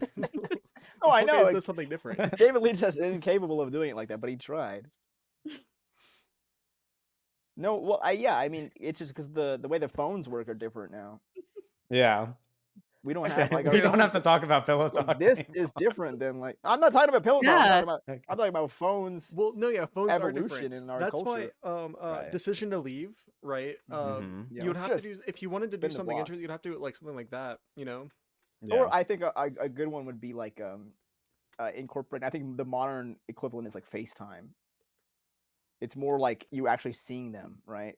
Than like Yeah. the I don't know if you can incorporate FaceTime. I don't know if it's possible it's to a incorporate difficult FaceTime into formal. a movie No, in a way that would not make me want to die inside while watching. yeah, You know? probably. I think a decision to But leave figured out how that's to do why you texting don't in a see really it. interesting way, though. I think texting's a big thing. It's more texting and FaceTime than like calling. Surely there's a video call in a movie that you don't hate. Well, also you can do Well, in Instagram Past Lives, they Live, do a like Skype in call. Trap. They have the Okay. Instagram Live scene. But you don't like Past Lives. I like Past Lives. Okay. What the fuck? Wait, what do they do in Past Lives?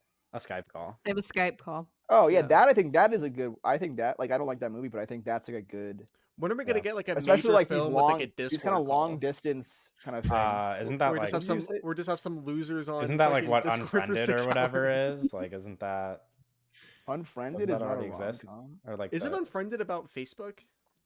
no? I think Well, sort no. of. What What do I'm you mean why- no? What it's called Unfriended. Like, No, no, Yeah, you no. The can't movie get where it. they're like, it's like all of them are on a video call. This is so off topic. Why are we? That's I don't think that's Unfriended. No, isn't it? Yes, it is.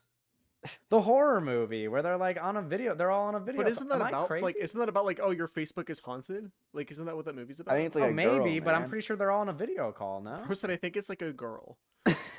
What do you? no, like the movie, like you like like she gets unfriended. On Facebook, yeah. Like, what do Yeah, you? and then like some like voodoo Okay, girl comes and when tries Harry to Met get her. Sally. Directed by Rob Reiner. Go back. The director Okay. of LBJ. Are there Yes. specific scenes that you'd like to reference? I'm asking Sophie because they're Oh, going completely off topic. Hey, we're so online. you have the complete freedom to mention specific scenes that you Specific want. scenes. Or just Hmm. like things that are the most memorable. I also wanted to talk a bit about the because it is a Christmas episode. I wanted to talk a bit about the Christmas stuff, but it is like often referenced as That a one guy fall was movie upset and not about a our winter last episode. He's movie. gonna hate this one. Because it's like, you know, the first half of it at least is in the fall before we get to like Yeah, it's a Christmas tree fall stuff, and movie, then of course really. like the ending is a New Year's thing. So I don't even know if you could Well, really there's call it a two Christmas movie Christmas at all. trees in the movie, and there's 2 Mhm. separate Christmas songs that play in the movie Mhm. as the Okay. score. Yeah. So you wouldn't call it that a Christmas commenter. movie.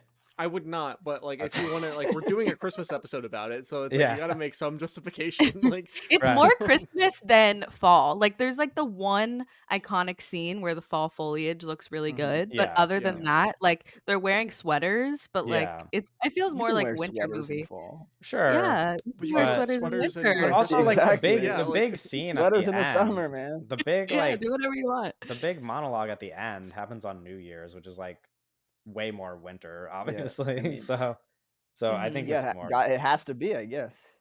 Well, New yeah, that's York- when New Year's takes New York. place. Well, yeah. it depends where Mhm. you are in the world. Sure. You know, Australia, Oh Jesus. it's quite warmer. Sorry, uh, Sophie. Continue with the scene. Don't listen to them. Just don't. I don't know if I have like Ugh. specific scenes as much as like there's just so many. Well, I guess I should preface with like Nora Ephron is just like my girl. Like I just love her writing so much and have read like all of her scripts and books, and she's just like kind of the quintessential New Yorker, and so she has a lot of stuff to say about the city. She has a lot to say about food, just like a lot of things. And I think a lot of it like comes out in the script, like things that she wants to know about relationships, like taking someone to the airport and like having sex on the kitchen floor. Like there's just like so many little things that I love. Like everything is just, I think I mentioned this at the top, but like very rooted in reality. Like Harry is actually based on Rob Reiner, which is interesting because basically like the origins of the movie Rob was Reiner like was getting around like that. No, I don't know, but Alright, basically Rob. Rob Reiner went to Nora and was like, I want to make a rom-com, can you write it? And like gave her this like premise that she didn't care about, and then they started like having meetings over lunch, and basically like Having meetings over having meetings lunch. over lunch, and a lot of these Okay. concepts like came from these lunches. So like I forget what the references are, but like Harry is like a very depressed guy with like a dark side, and that's how Nora references Rob Reiner. Like Right. He it's does basically mention based his on dark him. side. Yeah. Yeah. Yeah. It is Um like making it He's a does feel like she's making cornball. fun of the guy because in the car Yeah, he's Harry's a like, I'm fucking a dark loser. fucking guy. I think about death all the time. You know, how often yeah. do you think about death? And I'm like, He's like, this I read fucking the guy. last page of a book, like Yeah, it's like, because That oh I'm sounds my like so god. depressed. okay. That sounds like Yeah. you don't like reading. Then I don't know. But yeah, I feel like Nora just has a lot to say about lots of different things, and it like doesn't, I don't know necessarily if you can like catch everything on one watch, but now that I've seen it too many times, like there's just lots of fun things in there that I Yeah. love.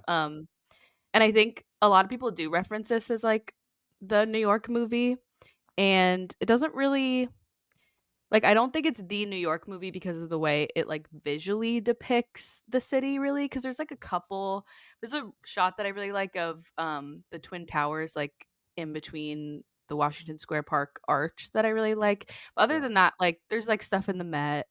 But I Yeah. think the stuff that makes it kind of like a New York movie is just, like, small, like, talking about, like, apartment hunting and sublets and, like, splitting a cab, and the Yeah. idea of her, like, constantly bumping into him and other people. Um, yeah.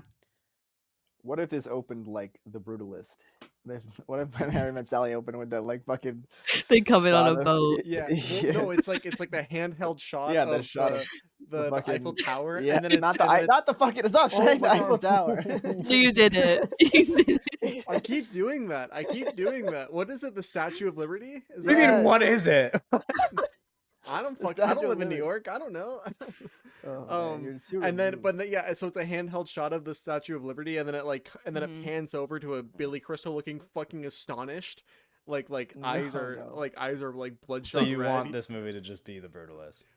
No. We're I gonna mean, it'd talk be. about The I Brutalist mean, if later. Joe Alwyn was in it, it'd be better. Okay. Well, if Guy Pearce, what if Meg Ryan was Guy Pearce? Okay. What? Um, Wait. Wait. the big thing I want to ask Sophie about, or you guys can also answer, but I think we've I'll talked about answer. this. We've talked about this on the podcast previously. I just want to bring it up again because Sophie is here now to answer. But previously when we did the Crazy Stupid Love podcast, we kind of talked about like why modern rom-coms don't really work anymore or why we don't get very good ones. And I was wondering, Sophie, if you have any input to add to that conversation, like why rom-coms don't feel like When Harry Met Sally anymore, for example, and they're all kind of disappointing for the most part with a few exceptions. Yeah. Well, I think a big part of it is the thing we talked about with like phones and communication, but like things like that just don't translate to the screen as well.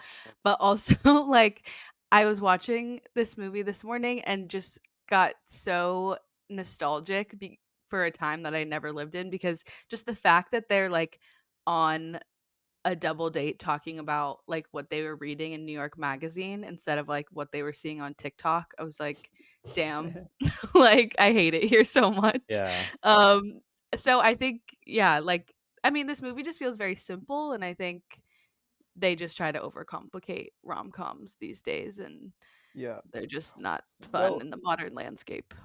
it's tough too because it's a lot about, I guess, like the death of the mid-budget movie. Because this film is loaded with talent. Like, I mean, we talk about Noah Ephron and Billy Crystal and Meg Ryan, like, and Carrie Fisher's in this movie. Like, Oh it's a yeah. loaded with talent movie, but it's not a very expensive movie. It's like kind of a mid-budget movie, in terms of like the scale of things. And like that's kind of what the rom-com was. It wasn't like $100 million thing. Mhm. And now it's kind of this weird thing where a lot of the rom-coms are straight to streaming things, Well, that spe- don't have a lot of talent behind them, or either do have talent but in the wrong places or whatever. So yeah, I mean, a lot of that is like kind of the landscape of cinema, but also stuff what Sophie said with like just like the modernization of like the way they think the things work in the kind of thing. But you know, a Yeah. talented enough person could overcome those obstacles for sure. Speaking of both of those things, talent and the death of the big budget movie. Bleh, the stuttering is insane. I Yeah. don't know if last time we talked about the fuck, what is her name? Nancy Myers. The The big canceled, budget, yeah. yeah, the canceled Nancy Myers Mhm. Netflix romantic comedy that Yeah. had like reportedly was going to have a budget of like $250 million. Which is fucking ridiculous. That's Yeah. like a Mission Impossible movie, you know? Like, Imagine.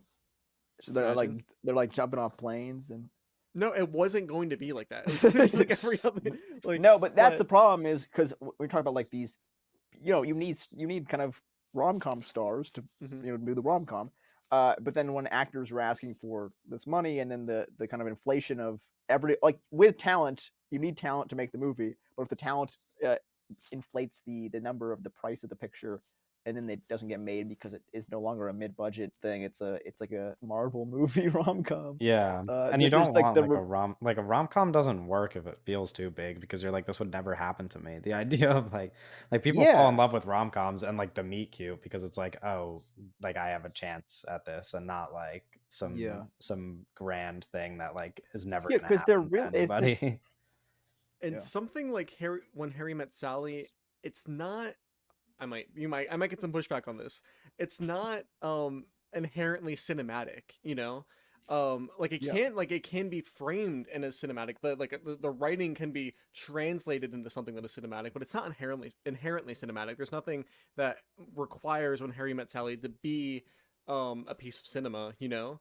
Uh, because while watching it, I was thinking like I think the reason why this is so popular, right, and why this resonates with so many people is because the vibes are so comfortable, and it reminds me of something like Gilmore Girls more so than and like TV shows like that are like yeah super highly rewatchable because like people just like to set into like these worlds of heightened Yeah, drama and reality, you know, than it does to other movies.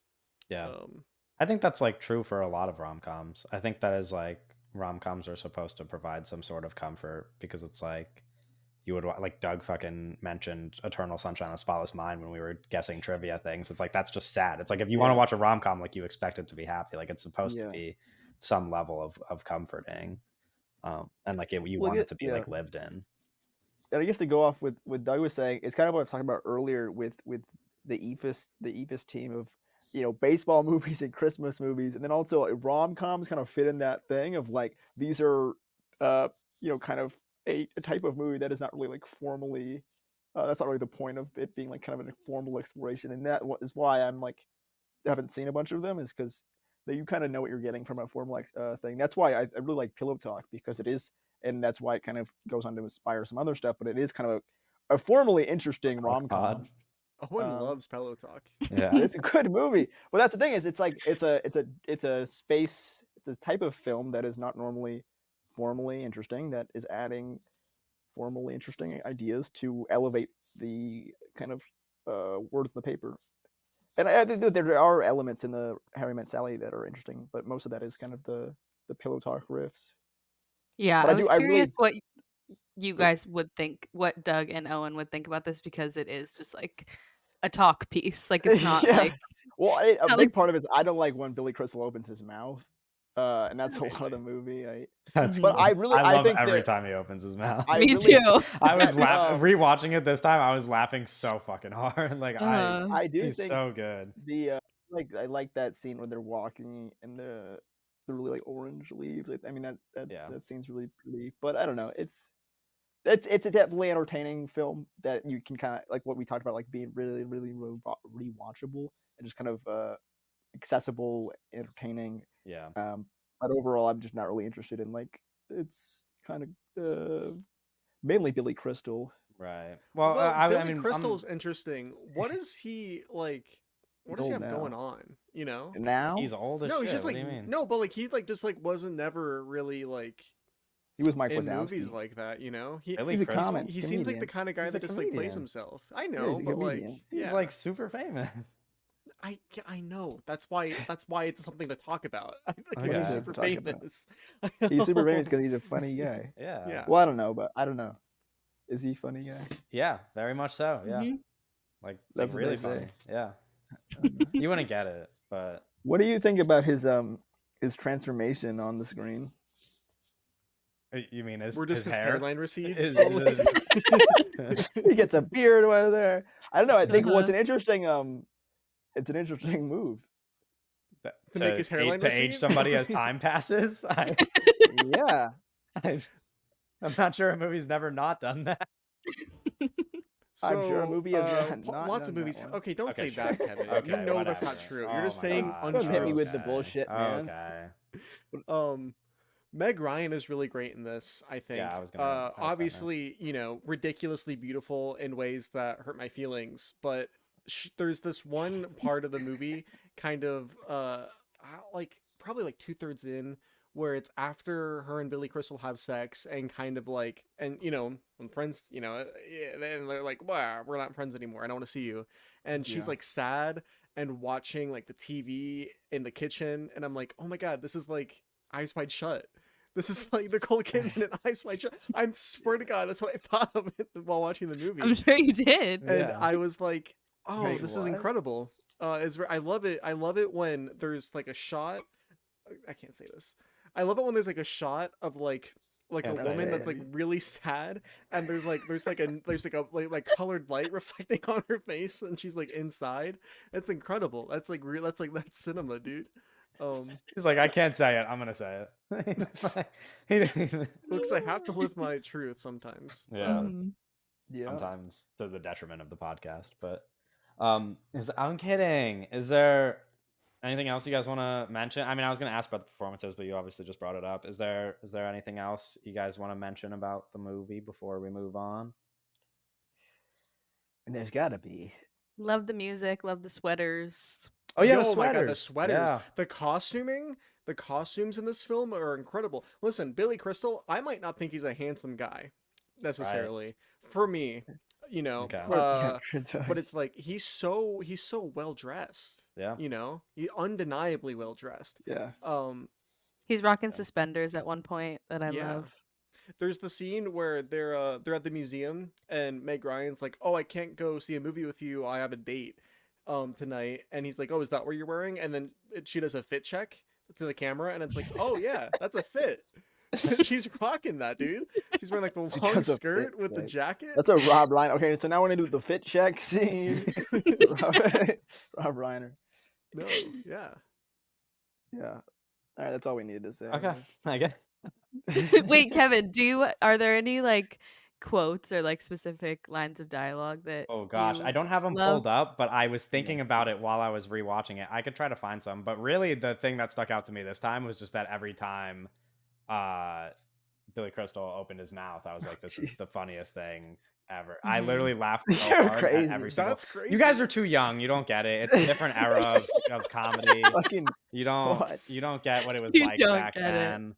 It was just like literally every time he talks, I was like, this is the funniest person ever. Mhm. That's crazy. Okay, so I have a question then. Was this how much of this was improvised? How much of their own lines did they write? Because while watching it, I was thinking about the decoupage, and I was like, this is like What? not even as a negative way. People bring that up as like a negative to movies, but it's like when I was thinking about how like, oh, this is just like a screenplay being photographed, right? Where it's like, oh, this is just like a visual translation of Nora It's Ephron's writing. what are those things where you put the paper in the thing and it copies it? Yeah, but is that true for all of the dialogue, or it was Billy Crystal in there like scribbling Sophie would stuff have to up? answer this question. I don't know the answer, but Is it a copy This- machine? No, it wasn't a copy I don't- machine. I don't. The What are those machine where they copy stuff. Yeah. Billy Crystal was like coming up with stuff. Like No, that for makes instance, sense. I know Was. like the one that off the top of my head is when they're on the plane and he talks about like the white man's overbite like on the dance floor. Like I know that was improvised. Like there's some random stuff. And then they for the final couch scene, they just like put them on the couch and had them talk for like 20 minutes. Okay.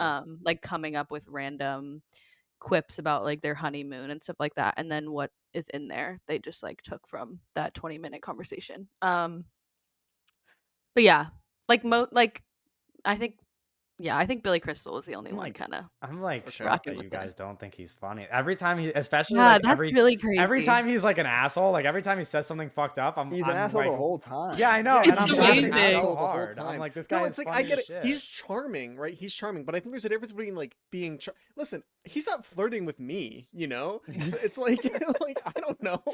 Like, God I'm for trying to that. I see understand that. my Meg Ryan is like into it, but like he's not flirting with me. It's not just like, What does that it's just mean? every time he's mean, I'm like, this is funny. Like he's just saying funny shit the whole time. I'm like, every time he talks, it's No, funny. no, no, Like no. I just don't. I can't believe you're not on like this wavelength. Like he's like No, I don't. it's so funny. Some of it, I think that some of it's good though, but like not some of the movie, The like some of movie? him, like some of like his, like I think some of the stuff he says is funny, and the stuff I don't think is funny, I don't even necessarily think is like a detriment to the movie. I just think that's like Sure. how I am responding to his character, and these characters exist separate from like your expected, you know. Yeah, But I don't know. I guess this is Yeah, I don't know. me He's like a thing, little but worm. he is like a little I worm. He's like the most annoying fucking. So in like a ghost story, no. when there's the crazy party scene at a reference. ghost story and there's that guy that's like talking about how deep the fucking universe is. And I was like, this guy Mhm. fucking sucks. I felt that way a little bit about Billy Yeah, he's Crystal, like where it's like short this Bo guy's Burnham. It's so like weird. full of himself, you know? This guy is so full of himself. That's only like at the very beginning of the movie, though. No, he's the whole time. The No, whole he time. is, but like the way, like the things he says that are like actually like annoying, like that Doug is referencing, I feel like are in like the first 10 minutes of the movie. Like after that, he's just like a dick, Hey, but, like man, in a he just funny got a way. beard and hided it. Yeah, after that, he's just like an asshole. So it's Yeah, not and even it's like funny. annoying. It's like he's a funny asshole. Like it's like yeah, I don't know. I just okay. I And love but, him like, and his some of it, bestie yeah. at the football game, like doing the Oh, like yeah. I having a love chat. That's a good That was such a scene. good. That was the weight shot. The whole like, and Mhm. it's like they're talking and stand, it's like, yeah. whoa, the wave. Yeah, Yeah. that's Yeah, great. what I That's mean. great. That's Yeah, okay. That's great. That's not even a quote, but that stuff is so fun. Like when they do the wave in the middle, like I laughed so hard. Like No, that's I don't awesome. know. I think it's And really again, That's a funny. it's way to like make I feel like conversations that interesting. shows yeah, like The wave, yeah, the sorry. women are always having conversation like over lunch or like on a walk or something, Yeah, but they place Harry like at a football game and then like in batting cages. yeah. It's kind of like Also, Yeah, where's challengers. Harry's third space? yeah, You know. It's kind of like challengers, where like guys Like could only connect through challenges. sport. No, yeah, really, it's and like like no, I agree. yeah. And then like when they're driving on their road trip, like all Harry has is like a sack and a baseball bat. That So was Sally Yeah, has I was like like, what the 5 fuck that was is suitcases. so this? Like funny. What the fuck We is this? it's thought so about funny. it. It's like so silly. I literally like as we were watching it and that scene happens, we see him like pick up the bag, and then also she just like drops him off at the park, like it's not even like an apartment. They Yeah, just no, like it's she just drops him and he walks into the park. It's like, what is he doing here? Like they took like it's a so whole cross funny. country road trip and he's just like at the park. It's very silly. I don't know. I think it's really funny, but Mhm. You would. yeah, I would. Yeah, it's just You would think that was funny, Kevin. it's just a me thing. Yeah. Okay, we don't It's have just to- that I think Billy Crystal's just a Kevin thing. Yeah. Yeah, Billy Crystal's kind of just like Kevin in this movie. okay, let's not get carried You got the away. same like I'm haircut not. and everything. Okay, That's- so is Sleepless in Seattle good? I Like love the Sleepless show? in Seattle. What? The show. What? What's that? What? The movie. Okay, I'm the gonna other explain- Nora Ephron movie. I'm gonna Just because like the explain Owen, poster the- is Yeah, similar okay, let to me- when Yeah, you're when gonna Harry kill met this plot. Sally. You're gonna do But way like, better than it Owen looks did. cooler. with The Pillow poster Talk. looks cooler, and I was like, wait, Well, hold no, on. I was just I gonna thought that was say a show. that It Nora was that has Sex like in the City. no. That a Mm-mm. show? That is a It's a show. show. Yeah. That Sex is and a the show. City's Though. a Good show. job. It's That not also is a related. related. movie. It's not It's also a related at movie. all. Yeah, but- but it's separate. The movie's bad. conversation. The People movie's don't like bad. the movie. There's also Nora a Ephron new has Sex and the 3 City like show. rom-coms Right. that, and one of them is Sleepless in Seattle Mhm. that stars Meg Ryan and Tom And Hanks. Tom Then Hanks, they yeah. reunited for You've Got Mail, another Nora film. Yeah. And then With there's Tom also When Hanks? Harry Met Sally. Yes. Yes. Is What Meg about Ryan Julie all and of them? Julia? Seattle What's that about? is Julie and Julia I is think nice. it's about I haven't seen it actually, but Julie it's and about Julia a is super a cute. chef? That's like a real comfort movie. It's like two different chefs. Meryl Streep plays like the They're older. cooking.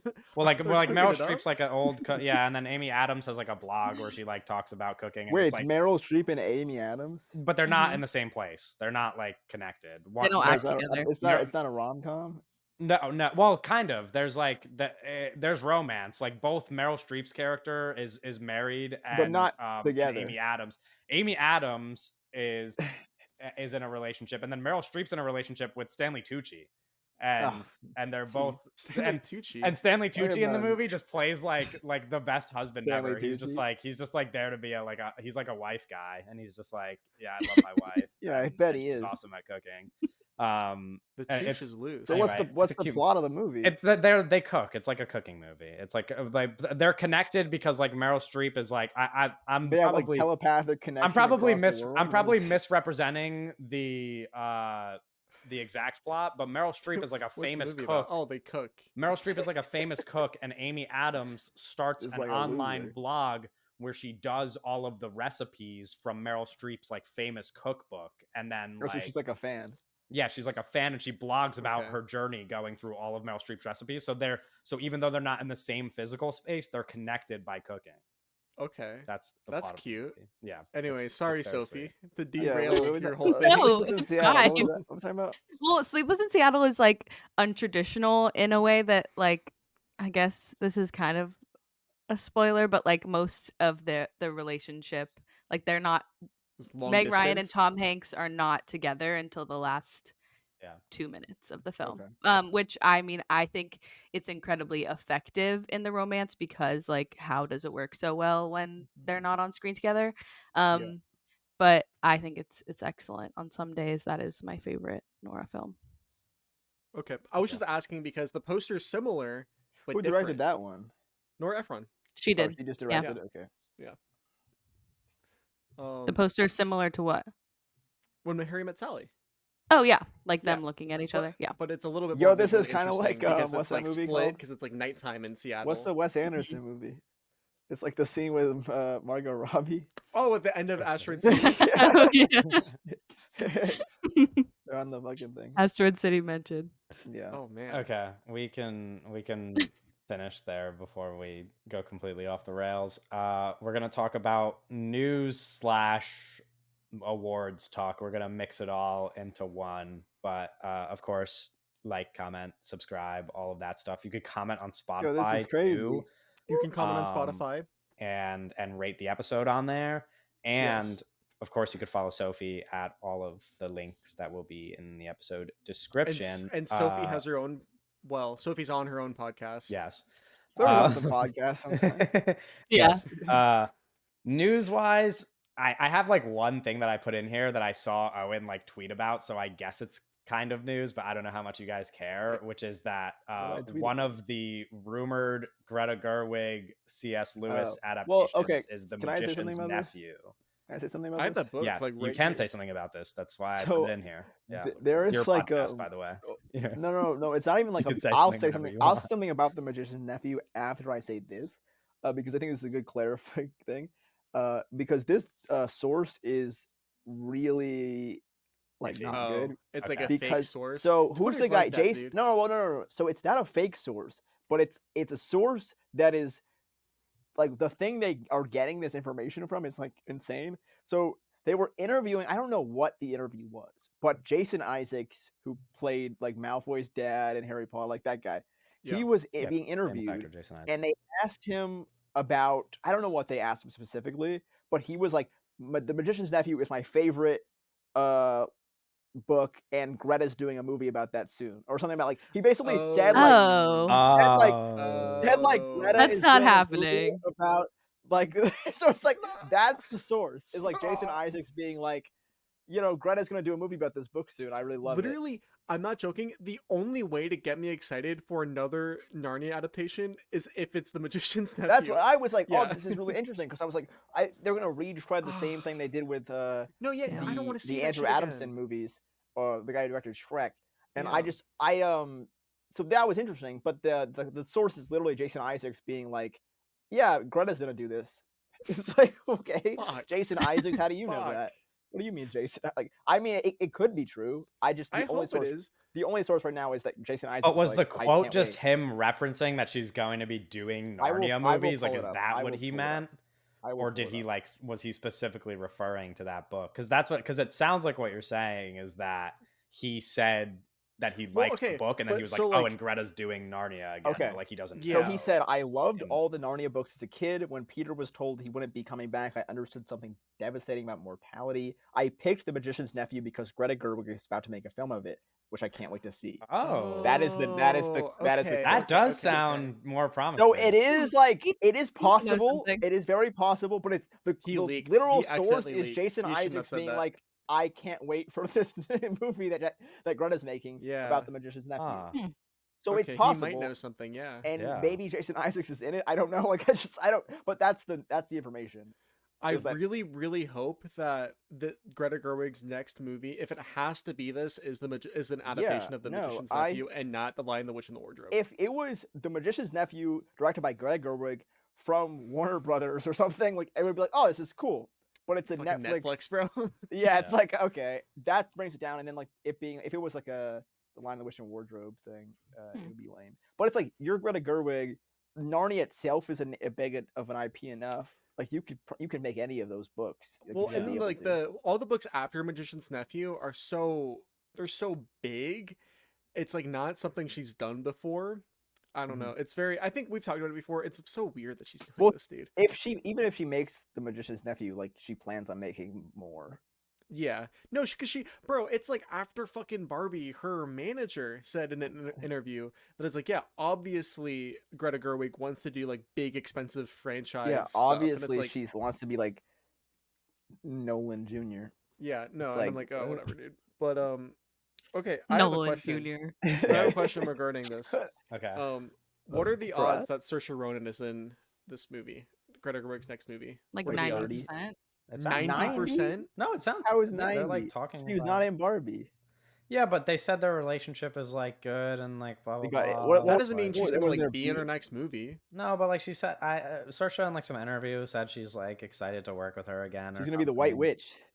Yeah. but And they she was say that about supposed to be in everybody. Barbie. Like I feel like She was supposed to this be is a happening. cameo in Barbie.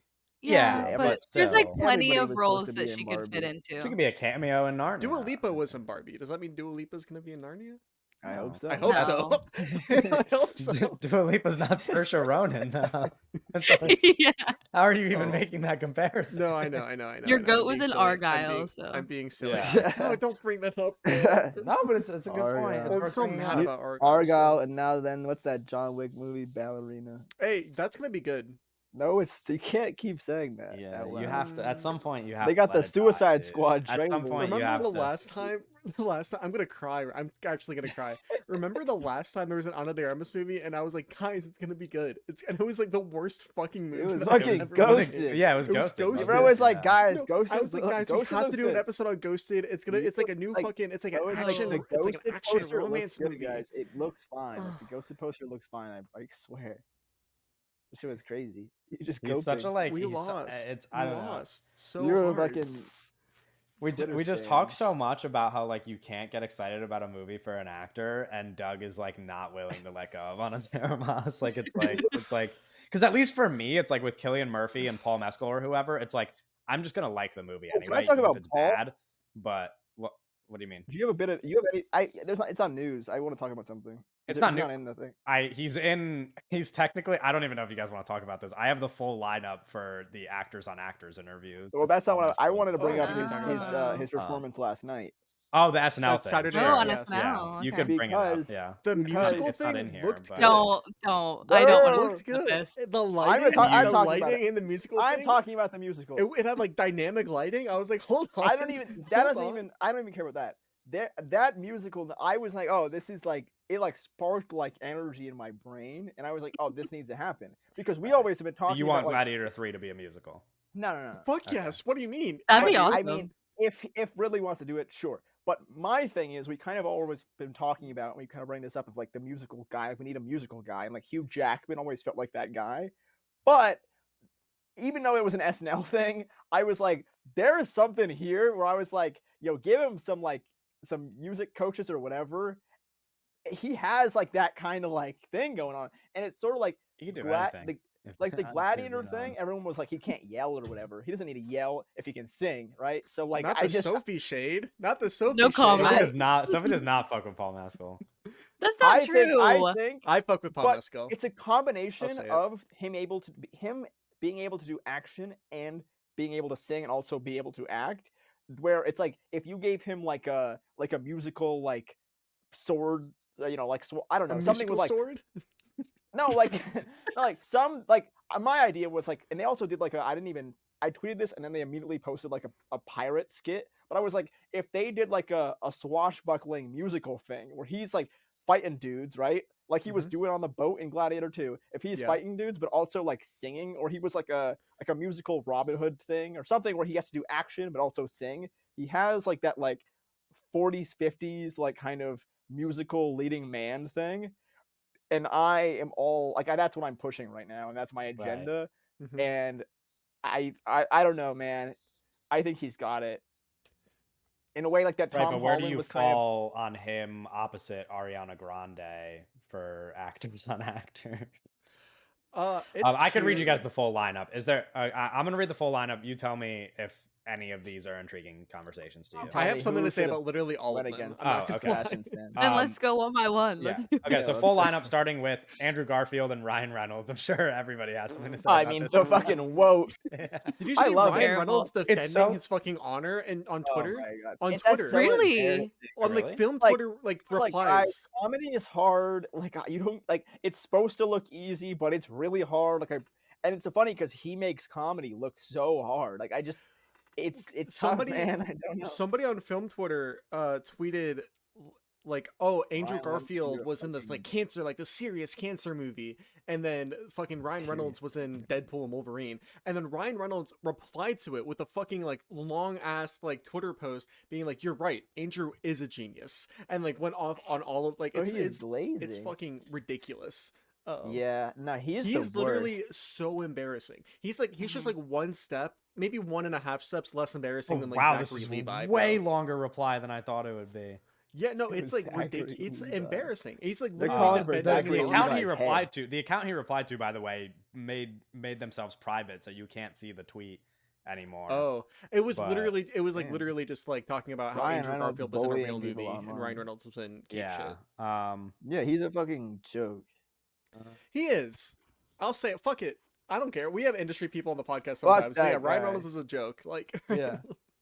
No, I mean, Um, it's dude, come on. no, literally, I'm not joking. Like, literally, like 1.5 steps removed from fucking like what's the Shazam guy's name? Zachary, you said it. Zachary already. Levi. No, what do you Zachary think? Levi. What do you think about the Like- last line of Ryan Reynolds' response? What is which, it? Which reads, "Your favorite comedy might be Anchorman. Mine might be Lars von Trier's Melancholia."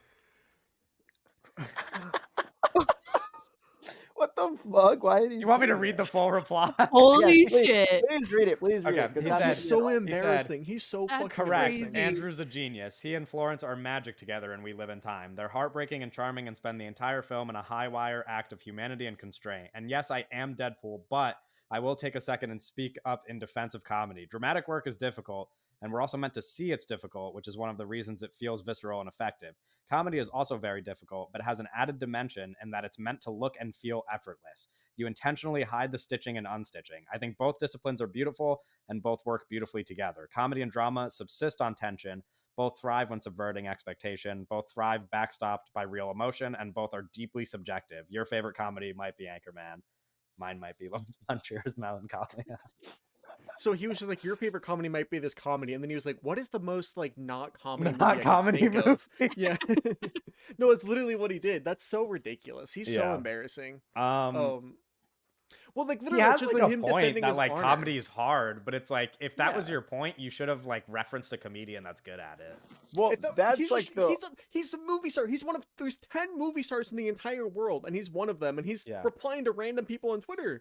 Yeah. What are we talking but about? the comedy being difficult is always the argument for like comedic actors, like a Steve Carell who could go from comedic and then do a really good in a drama role, and Mhm. that's like the argument for there. But Ryan Reynolds is not funny or good in a dramatic, like he's just not good at either, so it's like pretty much every actor you'd ever reference for like comedy being difficult are people who could prove that they're also good actors people when who they're are not funny. doing comedy as Yeah. well. Okay. Yeah, The obviously next nobody person. although Andrew Garfield, if anybody, is like, I guess, the best person to pair with him because like Oh, I mean, because he'll he's be a nice nice about guy. it, I and mean, like he's way too Yeah. nice, and like he's gonna make it a good Yeah. conversation, I guess. But And like Andrew Garfield was in They should've superhero put- movies Yeah, and like sure. Yeah, he knows what was it's Spider-Man. I think that's They should've probably put- the like point They that should they have put connected Ryan them Reynolds because with, all of these people have to have like some kind of like thing connecting them Connection. for the interview. Sebastian Stan and Ryan Reynolds should have been together. Ariana No. Grande and Paul Mescal is the second one, which we So, mentioned. okay, Obviously I connected think that- because their movies came out on the same weekend. Because of Glick, dude. Yeah, Glick this did. is fine. There's like more interesting partners for both of them, though. You know what Yeah. I mean? I think like- that about a lot of these interviews, actually. I What think if if it you was flipped Denzel and around, Ariana? I think Yeah. if you flipped around most of the people involved in these interviews, they would be better. Like I really don't like the pairings where like they kind of just like put people together because they're like playing the same thing. Like we'll get to it in a second, but like when they do like Pamela Anderson for The Last Showgirl and Mikey Madison, I'm like, I don't know. I think it Yeah. would be interesting if you moved both of those people Yeah. to like people that are way different from them Mhm. than the I don't know. That's a but yeah, Yeah. that's a fair point. The next one is this one's also like kind of on the Ryan Reynolds level, but maybe not as bad. Selena Gomez and Saoirse Ronan. This is the worst one. Yeah, This is This like is I the think worst one. this is the really worst. bad. This is the only one where I think it's like you have to be really diehard for one of these Yeah. guys to watch it. Well, this Like- is the one where like Gonna be tough. if you just Really? flipped it and put Saoirse Ronan with Andrew Garfield and just stuck Ryan Reynolds and Selena Gomez together, then everybody would be happier. Well, 'Cause you then know what's nobody fucked would. up Then is we that wouldn't have to. Honestly. We wouldn't have to Ryan watch that Reynolds- one, but it would be the most viewed Mhm. one. It would be the most viewed Yep. one. That's what Yeah, I was so gonna it's say. like they would be Variety would be happy, and then we would also be happy. Like everybody's happy Yep. if they do it that way. No, and, like, that's what does Selena rough. Gomez have to talk to Saoirse Ronan about? Acting. Selena Gomez is in Amelia a movie. Perez. Well, They're both I gonna don't. be I don't in look forward. Narnia. I don't look forward to Saoirse Ronan talking about how much she loved Amelia Perez. She's gonna be like, "I loved your work in Amelia Perez." Listen, brother, that shit's getting Um, nominated for 10 Oscars. Yeah, we're That- getting that's there. gonna That's win not, Best we're not Picture. at that part yet. Best we're getting Picture there. winner, Amelia Perez. The one I'm after the only that, one that's seen it though, so I'll say it. you're. I'm not You're gonna say it the actually. Keep world? Did you going. say you're the only one who's seen Amelia Perez? That's not true. in this Yeah, call. no. I no. have seen it. I saw it before you When did you watch it? What the fuck? at When did New you York watch it? Film Festival. We both saw it at the Oh, festival. I forgot that it was at New York Film Festival. I was like, you didn't watch it on Netflix. What are you talking about? Oh, I It's like forgot. I'm the only Yeah, one here who's seen you- it. No, I You forgot. I fucking forgot. watched it on No, because I know Netflix. so few people that have seen it, and I feel like I'm like, you know, Yeah.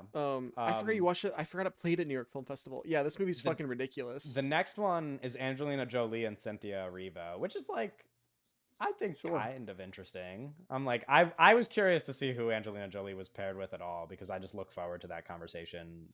Period. And Ryan I guess they're both paired What's because the of thing like the connecting them? musical aspect, which like Oh, Angelina Jolie's oh, playing yeah. Maria Callas, who but Mhm. Angelina Jolie doesn't. Well, she does sing actually, but then they edit her voice. But she did have to like. But she's sing- like playing in the life of a yes, of a yeah. And Cynthia obviously Cynthia Erivo is Erivo that in real life. So, yeah. So there's a Oh. connection there. Yeah, I that think makes I think sense. that'll be That an makes interesting sense, that makes conversation sense. actually, and they're both like Yeah. really good. Zendaya and Nicole Kidman. This is the best one, Love. and it's not close. This is the best one, and it's not close. I don't know if it's my favorite one, but fair enough. I that's fair. I Oh. look forward to this one. The only thing I have to say about this is that I need to see Baby Girl so bad. It's Yeah, so fucked up. that's true.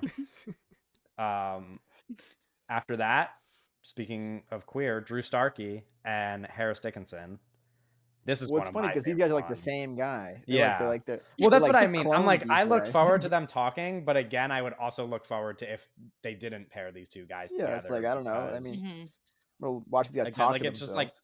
I wish they cared less about the stuff that like connects these people and more about just like pairing the year's best actors with like unconventional, because some of like in the past the best actors on actors conversations have been like I think at least they were like always my favorite ones were ones where I was like not really looking forward to that one. Like they would announce the list and I'd be like, oh, this pairing is like weird and I don't really care, and then I would see them have a conversation and I'm like, oh, those people were actually awesome, and like you actually like get something out of it. Yeah. Because it's like with Saoirse or Paul Mescal or whoever, it's like I'm watching stuff about these people all the time. I see them like do interviews all the time, so it's like how much are they gonna say that I didn't already see, you know? So I'd rather them like Drew Starkey, a guy who I have watched very few interviews of or whatever, I would like to see paired with somebody else who like could Yeah. bring something out of him that would make me be like, oh, that's interesting.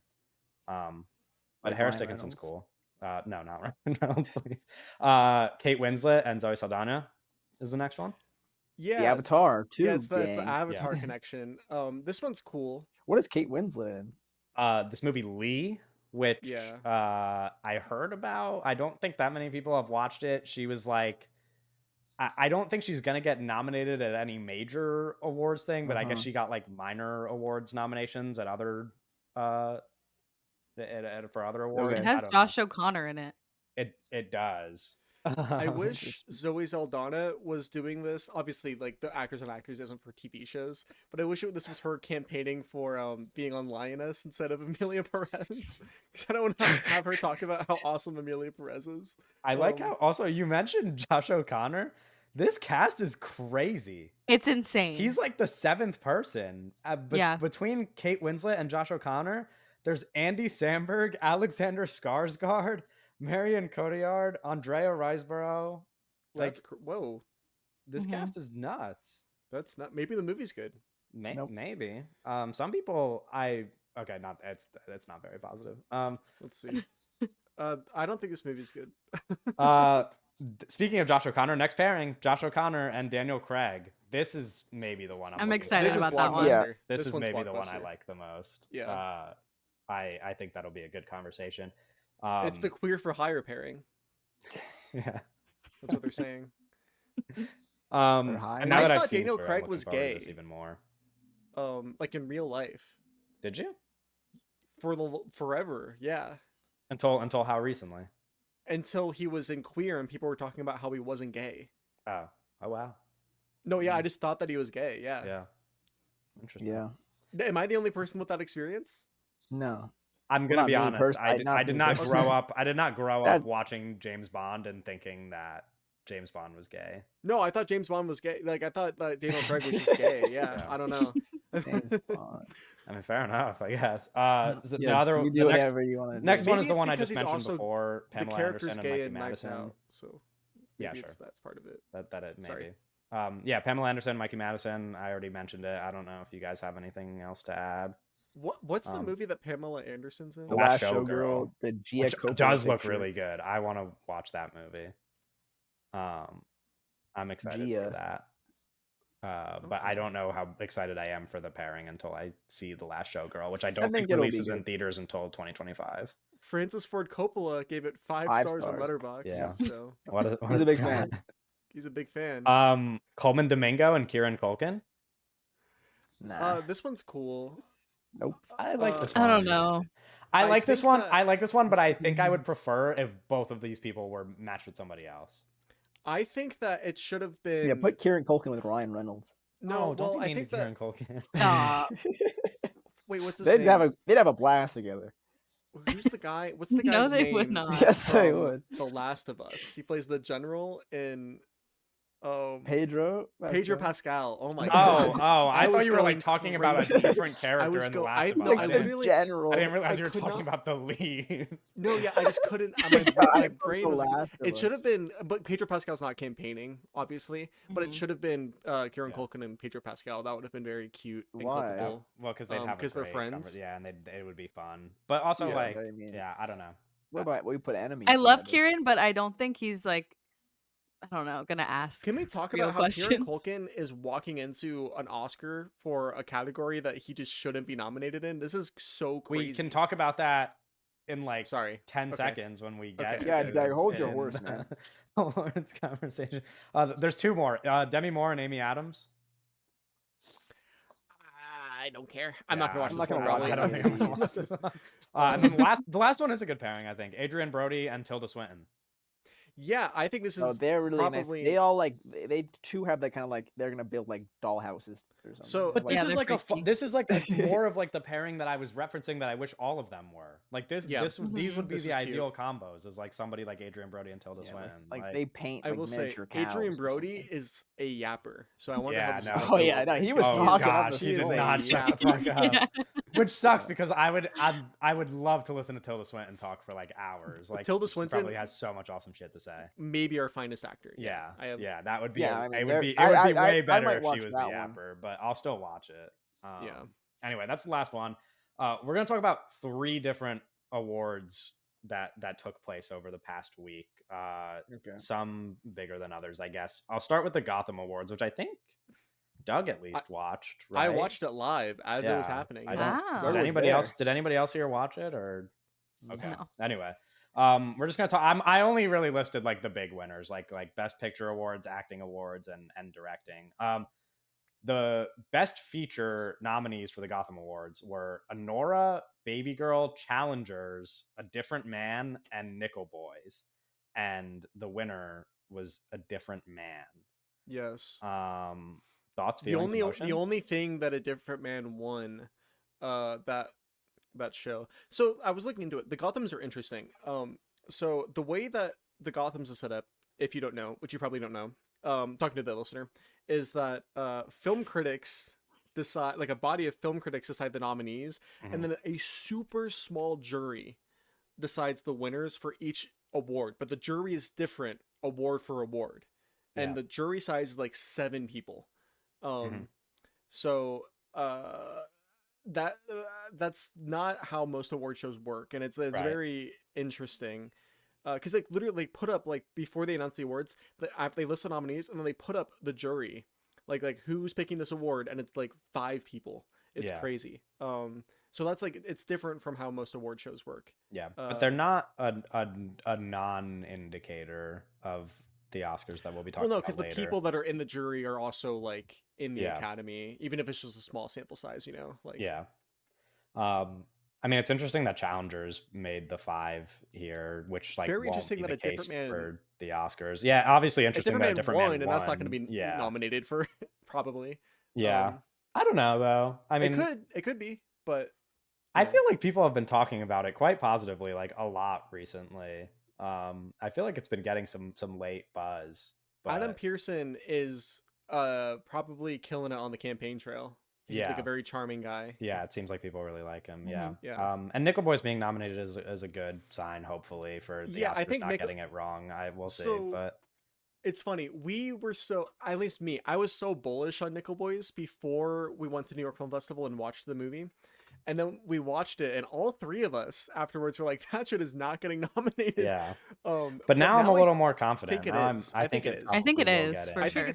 I think that he might be walking into a Best Director nomination, Yeah, which which would be we'll- crazy. Yeah, But we're gonna get to in a second here. Yeah. Actually, we could just skip ahead to that one. Might as well. yeah. The Best Director nominees for the Gothams were Pio Capadia for All We Imagine As Light, Sean Baker for Anora, Guan Hu for Black Dog, Jane Schoenbrunn for I Saw the TV Glow, and Ramel Ross for Nickel Boys, who won the award. And then Ramel Ross won. This is not an indicator at all for the Oscars. I don't think Yeah.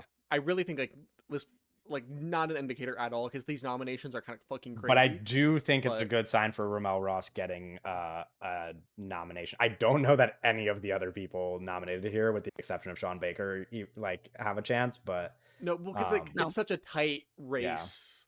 Yeah. it's cool that Pio Capadia got mentioned here because that movie is really good. I don't think any of you guys have seen it, right? But As an aside, because you're not going to bring this up because it's not indicative to the Academy Awards, but the best first feature, the People's Right. Joker won, and she went up and did an interview, and she was like, "Nicole Kidman, I'm trans because of you," and Nicole Kidman was in the crowd, and I thought that was a very cute moment. That Aw. was very fun. that is cool. And then they do the Gotham Awards do just like acting categories regardless of gender. So it's like outstanding lead performance and and, like outstanding 15 people get supporting nominated. performance. Yeah. So outstanding lead performance for them was Pamela Anderson, The Last Showgirl, Adrian Brody, The Brutalist, Coleman Domingo, Sing Sing, Marianne Jean-Baptiste, Hard Truths, Nicole Kidman, Baby Girl, Keith Kupferer, I hope I said that right, Ghostlight, Mikey Madison, Honora, Demi Moore, The Substance, Saoirse Ronan, The Outrun, and Justice Smith for I Saw the TV Glow, with the winner being Coleman Domingo for Sing Sing. Yeah. Which I think we've already talked about this on the podcast, but clearly like a lock for the Oscar. Not a win, but at least a lock for a nomination. I think Sing Sing is walking into a Best Picture win, maybe. To be honest, I'm kind of Bold like on prediction. the Conclave train recently about like, oh, Yeah, I but think I get Conclave is gonna win, yeah. If but it's I if think it Sing wins, Sing if might Sing be Sing wins like multiple acting awards, it's got a real and A24 is re-releasing Sing Sing right yes. before Yes. Academy voting too. Which I is good think because I could finally see the movie if that happens. yeah, It'd be same. nice. Yeah. I don't know what the deal was the first time around, but I don't know if any of the other people I listed are people worth mentioning. Like we talked about Pamela Anderson, and like that movie doesn't come out in theaters until next year, but I don't know if there's a case there for her to sneak into like a pretty loaded Best Actress race. Well, Adrian Brody is one of the favorites. Yes. And I think that honest to God, so we watched The Brutalist, and obviously we all think that movie's really awesome, very good movie, right? After watching it, my biggest takeaway was like, not biggest takeaway because I'm not fucking ridiculous, but like one of my takeaways was like, oh, this movie is gonna walk into 100 million Oscar nominations, you know? Like Yeah. it felt like such a big moment, you know? Like watching it, I was like, oh my God, this movie is like this is gonna be the thing everybody talks about. And also, you know, because it has themes and like directly addresses like Zionism in the film, which, you know, I think one of the big things happening in the entire world right now involves Zionism, and like stuff like that. And the movie being such like a technical achievement, I was like, man, it's just gonna fucking run away with everything. It might not win a single Oscar, to be honest. It might get Like, now nominated for seeing- like 12 of them though. Yeah, but it really Mhm. it kind of feels like it's like not the favorite for anything yeah. almost. I It's could see it interesting. like getting like the score win actually or something like that. Bro, But betting against Conclave in any category feels crazy, to be yeah, honest. I guess that's fair. I don't know. Yeah, it does seem like it's Which is ridiculous because that movie's losing like steam. whatever. Yeah, I mean Conclave is Mhm. not really worth comparing to The Brutalist, but yeah, I don't know. The only other people in there that I would like Marianne Jean-Baptiste, I really hope gets nominated, obviously. Yeah. Demi Moore is like very clearly gaining steam as we get closer to the Oscars. I worry that maybe she will sneak in and knock out Marianne Jean-Baptiste, which would be unfortunate, but that is how it goes, I guess. Cool that Justice Smith got nominated, though that will not be an Oscar thing. Outstanding supporting performance. Yura Borisov for Honora, Kieran Culkin for A Real Pain, Daniel Deadweiler for The Piano Lesson, Bridget Lundy Payne for I Saw the TV Glow, Natasha Lyonne for His Three Daughters, Clarence Macklin for Sing Sing, Katie O'Brien for Love Lies Bleeding, Guy Pearce for The Brutalist, Adam Pearson for A Different Man, Brian Tyree Henry for The Fire Inside, and the winner, once again, a Sing Sing performance, Clarence Macklin. Yeah. Has a pretty good chance at the Oscar, I think, although it still feels like Kieran Culkin is the front runner. It feels like Kieran Culkin's just gonna walk into it. There needs to be a hit piece about how this is like category fraud, because Yeah. it is like really, really aggressive. I would say it is as aggressive as the Zoe Saldana one, which I think is like ridiculous. The Zoe Saldana one's crazy because she's the fucking like the main character of Amelia Perez. Yeah. But in A Real Pain, he's the main character. And Yeah. like, you know, it's like I don't. It's like He's in the movie literally just as much as Jesse. Actually, maybe he's more. in the movie more. He's in the Yeah. movie more than Jesse Eisenberg. It's crazy. I don't understand what the argument is. You know, I don't Yeah. understand what the argument is at I all. don't know. It's so ridiculous. It is. It's weird that like co-lead is just not even a thing that like gets considered anymore. It's kind of just like only one person can be a lead in an award show, and anybody else in the cast has to like be in the supporting category, and that's like kind of what's led to this dilemma, because it's like there could just be more than one lead in a movie. Like it's Yeah. fun. I mean, Well, it's like optics. Well, with Right. Amelia Perez, it's really optics, where it's like they just Netflix. This is gonna make me. Never mind. No, well, because like Netflix wants she's the titular her. character. We know. Yeah. Yeah, they just want her to be nominated for best actress, best lead Yeah. actress, so they could say that like we have this movie about a trans woman starring a trans woman and she's the first trans woman to ever be nominated for best lead actress. That's Yeah. like that's the optics that they want. So they have to make Zoe Saldana not run. Yeah. And it's so crazy. It's so dumb. Award shows are so stupid. Right. Which brings us to our next award show. The New York Film Critics Circle Awards.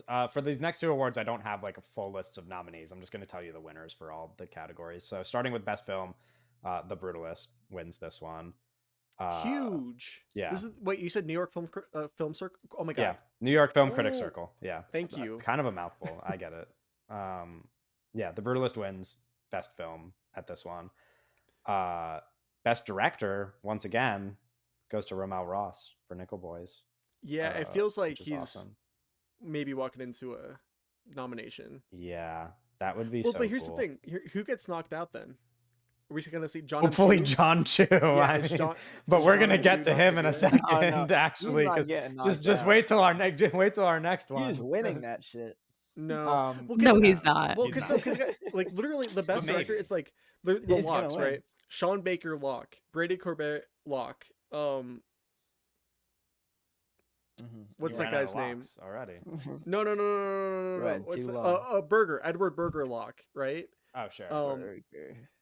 Well, the thing is that before Romel Ross was not even in like the run, like we didn't even think that was a possibility, and now we do, obviously. Yeah.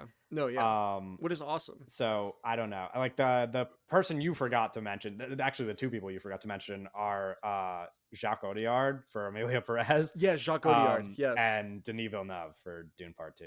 I don't think Denis Villeneuve is going to be nominated either. And if Denis doesn't get nominated, then that is the pathway for Romel Ross to get nominated instead. Or John M. Chu.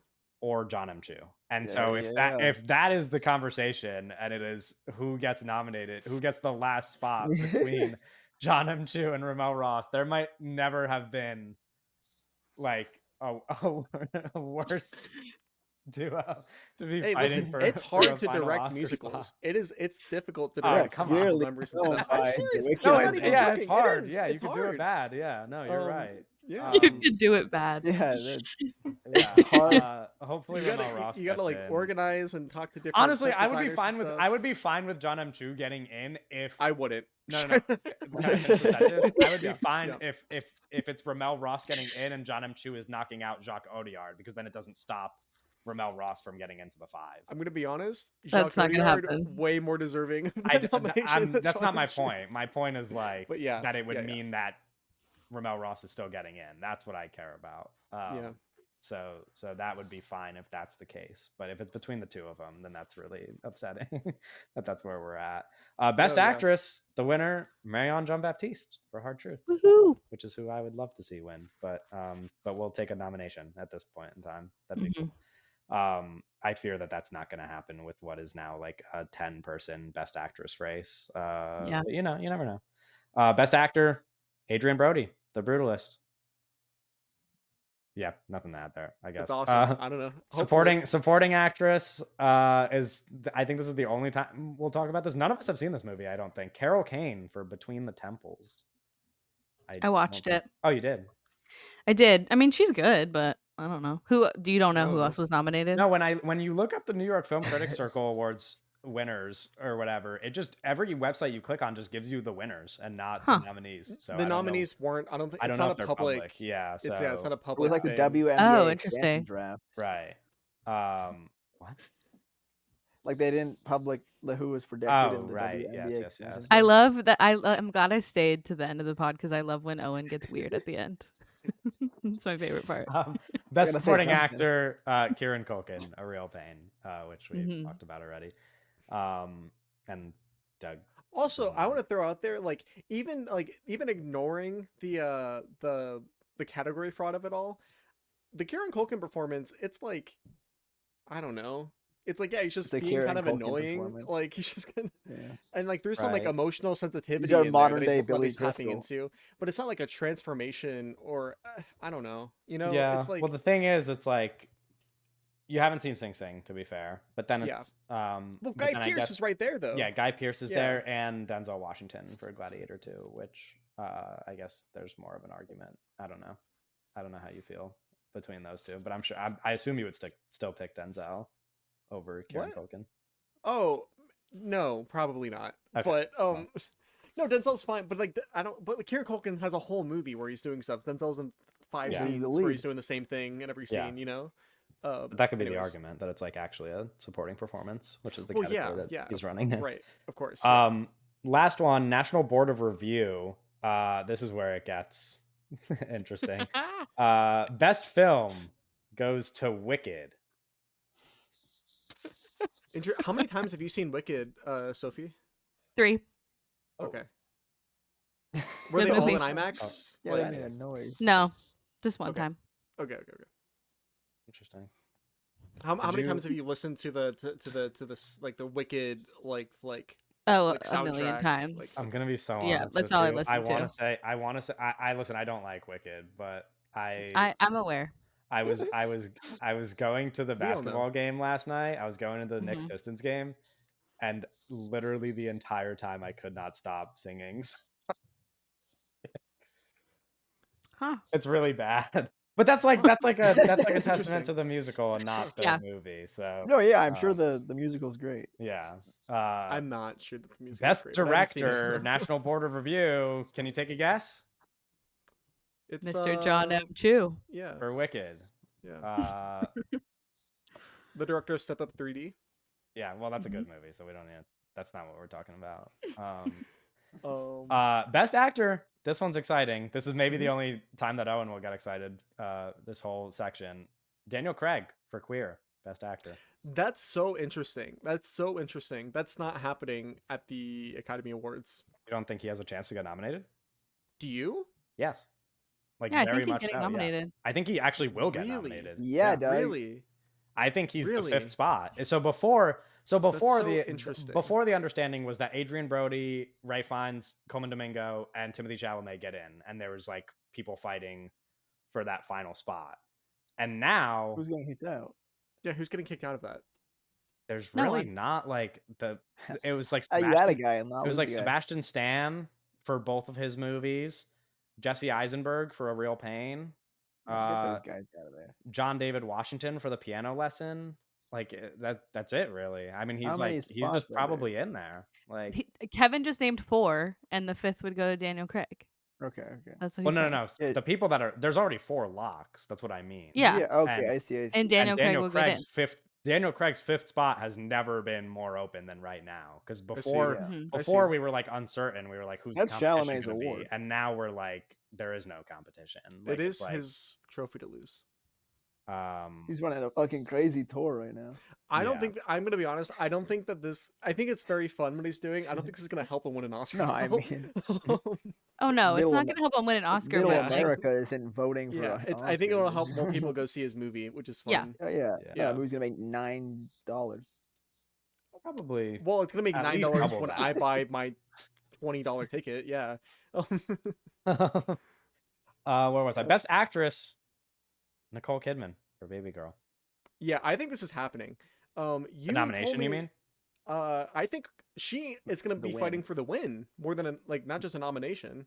I think she's Yeah. really competitive in this for the Oscars. Yeah, I fear, like I said earlier, Marianne Jean-Baptiste is like. out Fear of like the you got way glasses now. Nicole Kidman is now 4th in the odds for anybody who cares, and jumping up to 5th in the odds is Cynthia Erivo for Wicked, and so that would mean that on the bubble is Marianne Jean-Baptiste, Demi Moore, Saoirse Ronan, so on and Demi so Moore. on. Why Amy the substance Adams, should not be whatever. in any of these?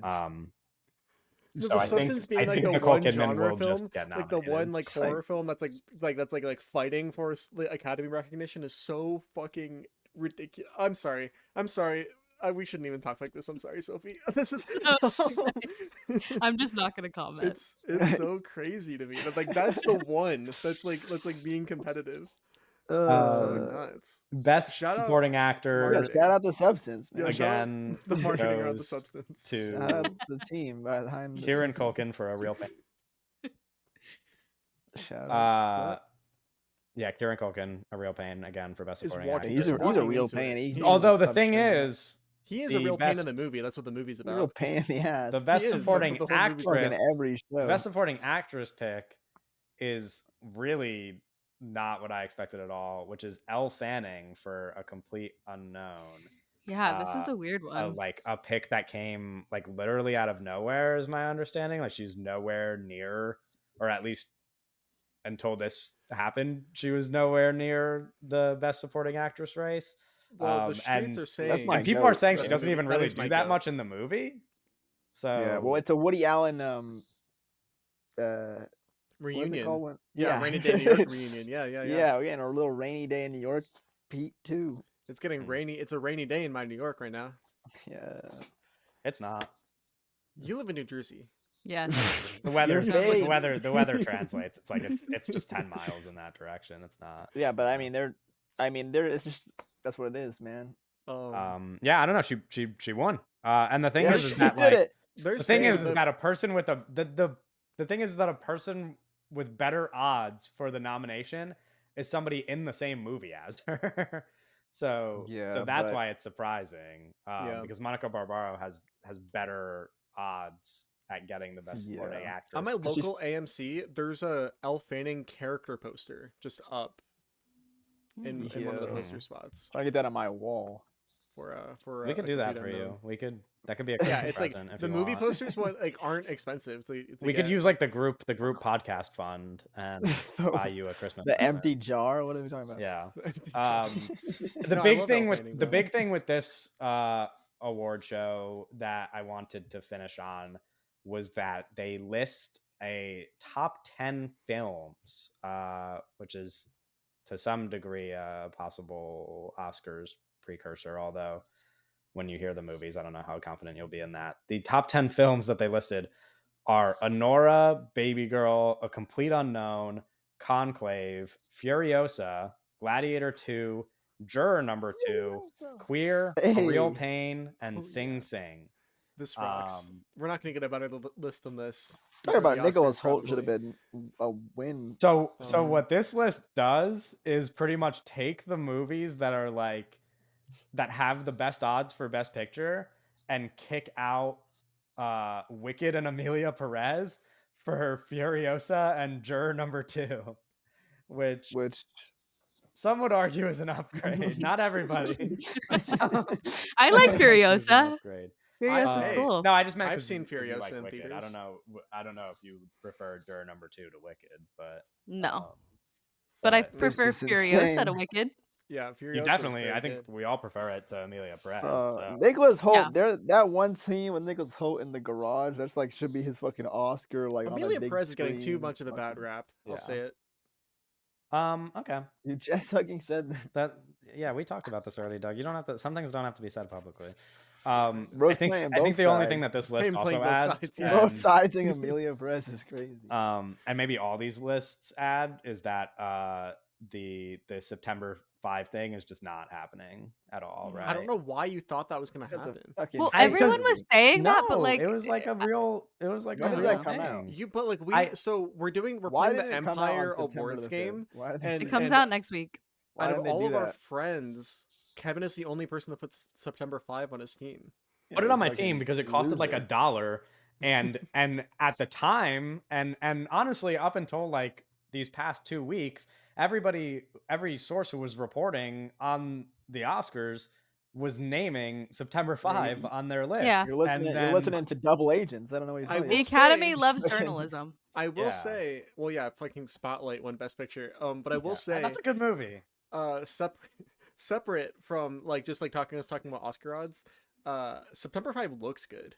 Like this looks think like it a looks good movie. great. I'm excited for it. I'd like to watch John it. Magaro is one of the fucking greatest actors on the planet, Yeah, dude. Umbrella Yeah. Academy. No, interesting list. I mean, You just this stopped list, mid word. You want Umbrella Academy le. That's all I needed to hear. Doug, do you think Just Baby Girl that. could get nominated for Best Picture? I think it probably will. This is what I'm saying. Okay, interesting. I think it probably will. Yeah. They shot it at the A24 headquarters. No, yeah, I think Baby Girl is like has been okay. I'm just really excited for this movie, which is part of this. But like, I think Baby Girl is being like under predicted in the categories it's kind of competitive for. Mhm. Maybe That's this is fair. me. Do you just like do you then think now that we're looking at this list, do you think there because last time we talked about the Oscars, you said there was literally 0 chance. Do you think there is more than a 0% chance that Juror Number 2 gets a Best Picture nomination? no? What the Okay. fuck? No. I'm just asking. I mean, more than a 0% chance. Sure. Okay. But like, it's not gonna get. What are we talking about? That's you What mean about juror number Furiosa? two? What about You mean Furiosa? you're talking about juror number 2, the Max original? Yes. That Yeah, could I be don't think. helpful. Hey, I saw it. No! That in could be a theaters. good thing. No. People How will is that a watch good the thing? movie. That Oh I'm my not saying gosh. it's a good thing for us. It's a good thing for its Oscar chances that it will be streaming on Max prior to the Oscars. I don't think that juror number 2 Right next is to going to be Creature the first Commandos, man. Max original that will be nominated for the Oscars. I just don't think that's in play. Hey man, somebody's got to be the first. Actually, Dune got some Oscars. All the other That was streaming a- services that was a have, Max have original. originals getting nominated. Dune, the Max original. Yeah. Okay. Yeah, that's the last one. We can wrap up there. Once again, I want to say thank you to Sophie for being on. Sophie's Thanks links for will having me, be guys. in the Yeah, episode no, Sophie. description. Shout out Sophie.